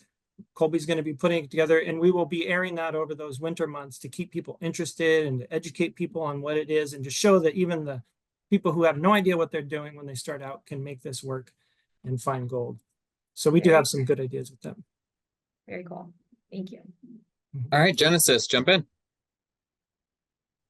Hi, Sid. I was just wondering if you could expand on how your shipping costs are affecting your financials and total overhead. Absolutely. So so 2 different machines, 2 different costs. The PVC version is a lower priced machine, but it has a higher cost to build it. More of the parts have to come from outside. The type of PVC I use is furniture grade PVC, and you can't get it here in Alaska. In fact, right now I can't even order it in bulk and have it shipped here. If I order enough, I can use my own third-party shipper and less than truckload shipping to get stuff up here at a reasonable cost. But in the amounts that I'm buying right now, I can't. But the aluminum, I get it right here in Alaska, and all the other parts and pieces, with the exception of the motors, just about everything I can get here in Alaska at a little bit higher cost than I could if I was working, building these down in the States. But I don't have to pay to ship from a manufacturer the machine itself up here to Alaska, because I assemble it all together right here, manufacture and assemble it here. And then the customer, when they buy the machine, it's part of the purchase. They select, they put in their address and they're paying for shipping. So it is put on them, and it's worked out pretty good. There have been a little bit of growing pains, especially with the overseas shipping. I've had to adjust my strategy there a little bit because I was under charging them at first. Gotcha. I'm gonna dive right in here because Huckleberry is about to cut you off and not let me ask this question. So that by the way, this was an awesome presentation. This was like totally different than your first presentation. It's come a long way and I loved it. Thanks. I'm gonna ask you a pretty similar question to what I asked last time. Your market, like, have you given more thought to how many people buy a rig like this? And like, I need you to convince me that people are going to buy a lot of these things for this to be a viable business, right? Gotcha. Yes. Yeah, so I still don't have that number. That is something I can certainly get for you. But one of the things that I want to do in order to get a better picture of that is partner with some like Alaska Mining and Diving and some of these retail outlets. That's part of the strategy here as we grow, and using their customer base. And that's also the strategy with the geofencing is put that fence around our competitors, and every time somebody walks into their store, they start getting ads from us. But I still don't have that. I know it's a huge market, but without paying for it, which I think I'm going to have to do, I can't find that number. I can tell you that, it's big business. These guys that are just selling sluice boxes are making $7 million, $5 to $15 million a year. And sorry, Sid, I got to cut you off. Yeah. Excellent presentation. Thank you. Sid, let's connect in writing. Yep, and everyone can follow up after as needed. Okay, so most people know what a short-term rental is, but what most people don't know is the massive burden around short-term rental cleaning management. So there's currently right now around 72 million short-term rental checkouts each year just in the US, and every single one of those requires a cleaning. There's no question about it. It has to be cleaned. So I'm Carlina, I'm the founder of Keepers, and we are reshaping the $11 billion US short-term rental cleaning market. For more than 8 years, I have personally struggled with the challenges with short-term rental housekeeping brings. Booking demand for the last 8+ years has never been my problem, but the unreliability and the extensive hours that I personally spent each week for the housekeeping tasks for every checkout has always been the problem. And I've tried every company that's currently out there. And so this is how Keepers was born. Sorry, my keyboard isn't working.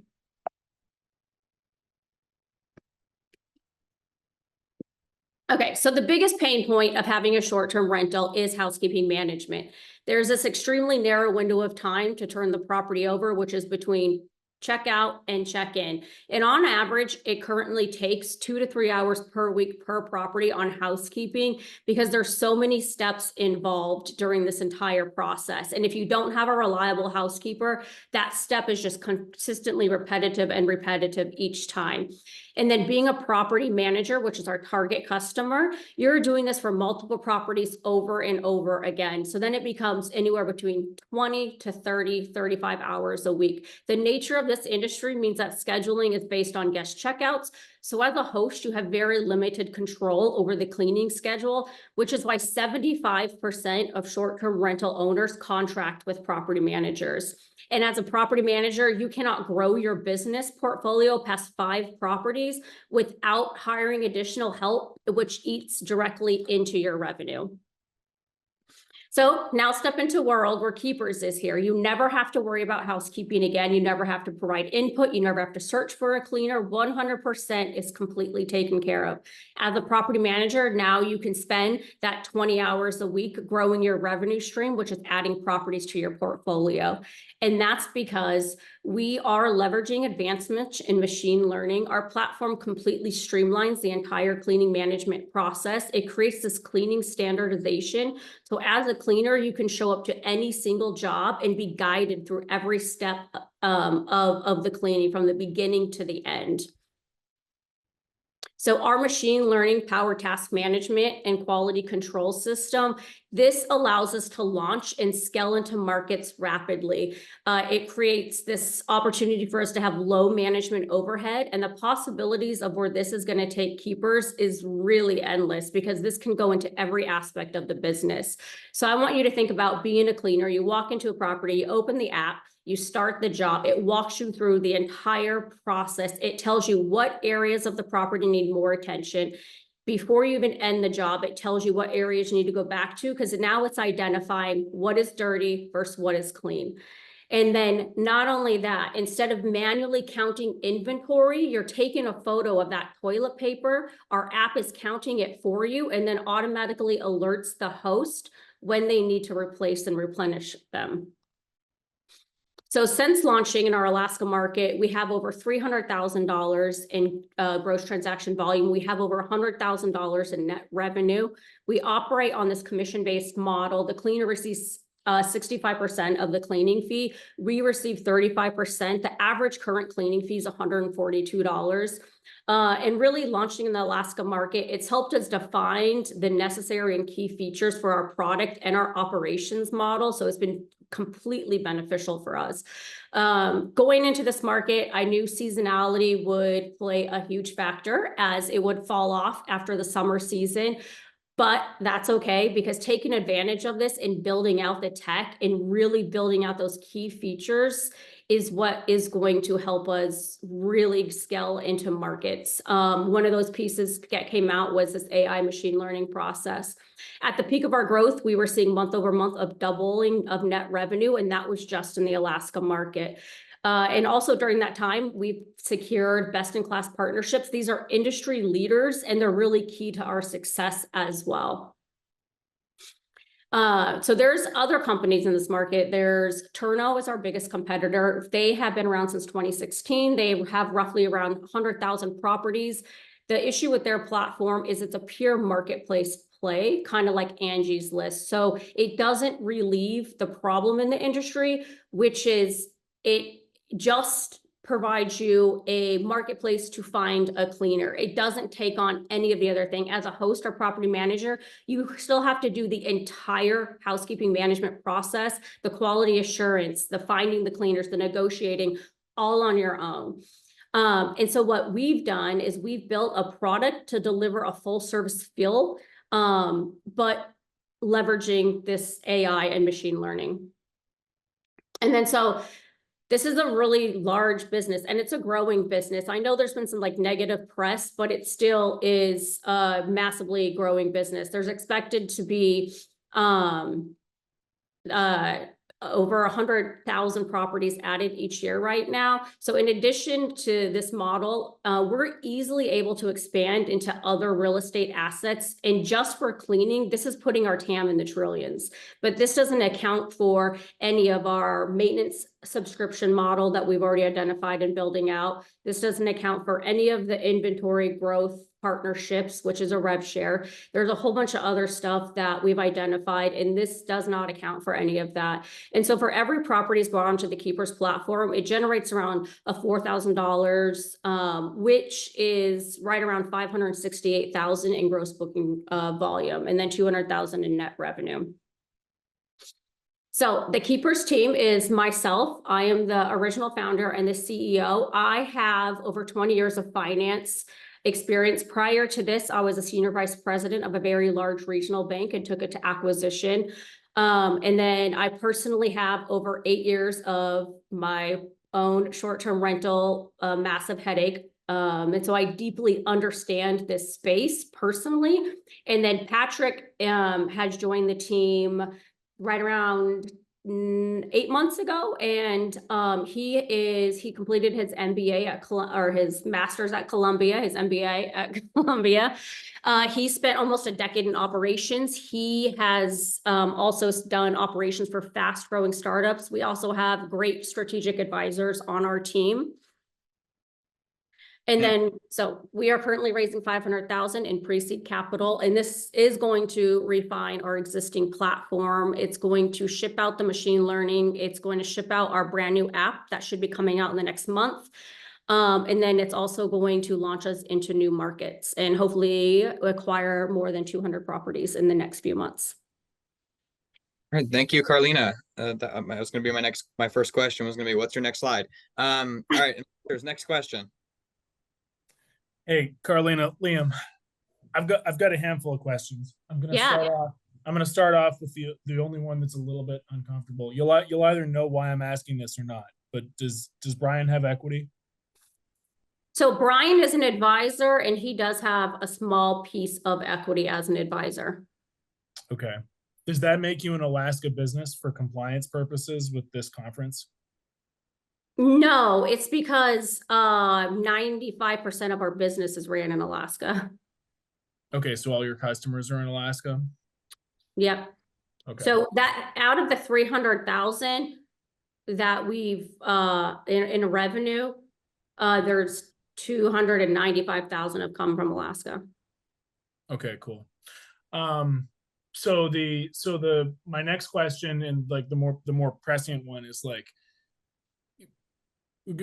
Adam had a really good point, or actually it wasn't Adam, it was another one of the folks here. Someone asked a really good question earlier about onboarding your customers' problems to a different startup. And so, like, you know, you talked a few times tonight. There's other Keepers type apps that connect you with a housekeeper, but you're the only one that actually like removes the headache. It strikes me that until you have a really big network in a specific geography of both properties and housekeepers, like, you're going to be doing a lot of scrambling. Like you're going to be calling people for your customers. because you've agreed to onboard their headache. What's the minimum viable size of your network in a given place before it works? Yeah, so at 50 properties, a market is self-sustainable. That means it covers the operational overhead. And I mean, so that's really easy to do. I mean, right now we're building up a wait list in Austin, since we're actively working on opening Austin right now. We also brought on a fractional CMO to help us get like a whole entire playbook for market growth and then expanding into new markets. His name is Sunny Mayugda. He had a startup with Jason Kalkanis and has had many exits and has taken companies to IPO. So he's a really big player in like the marketplace game. Cool. I'll quit asking questions now because others have 30 seconds left. All right, last question. Okay, could you talk to me about the technology of the app? How that works, or yeah. Yeah, so how it works is we're utilizing, because we're a tech company, we have to always like remain as a tech company. And so we're utilizing a product to standardize the cleaning. So that way, what we say is, you're always going to have the human element. But if we can standardize this, if we can put it in front of everybody, and now as soon as they're in the property, they're taking the photo and it's automatically identifying, hey, this is still dirty, do it again. And you don't get paid until that photo says, hey, this is clean.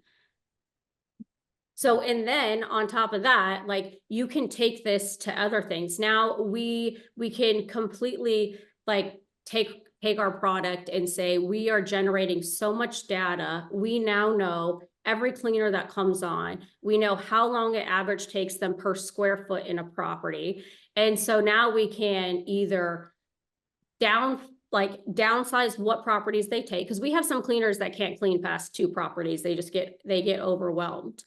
So that's a manual task right now. But with the new app and the new like data that we have coming out, like we can take that and we can just keep like evolutionizing and getting better and getting better. And then taking that outside of short-term rentals, for example, move out cleans. Like that's a massive opportunity for us, because we're standardizing a cleaning process that can go from short-term rentals to move out cleans. We're never going to hit the primary residential market because that doesn't create retention.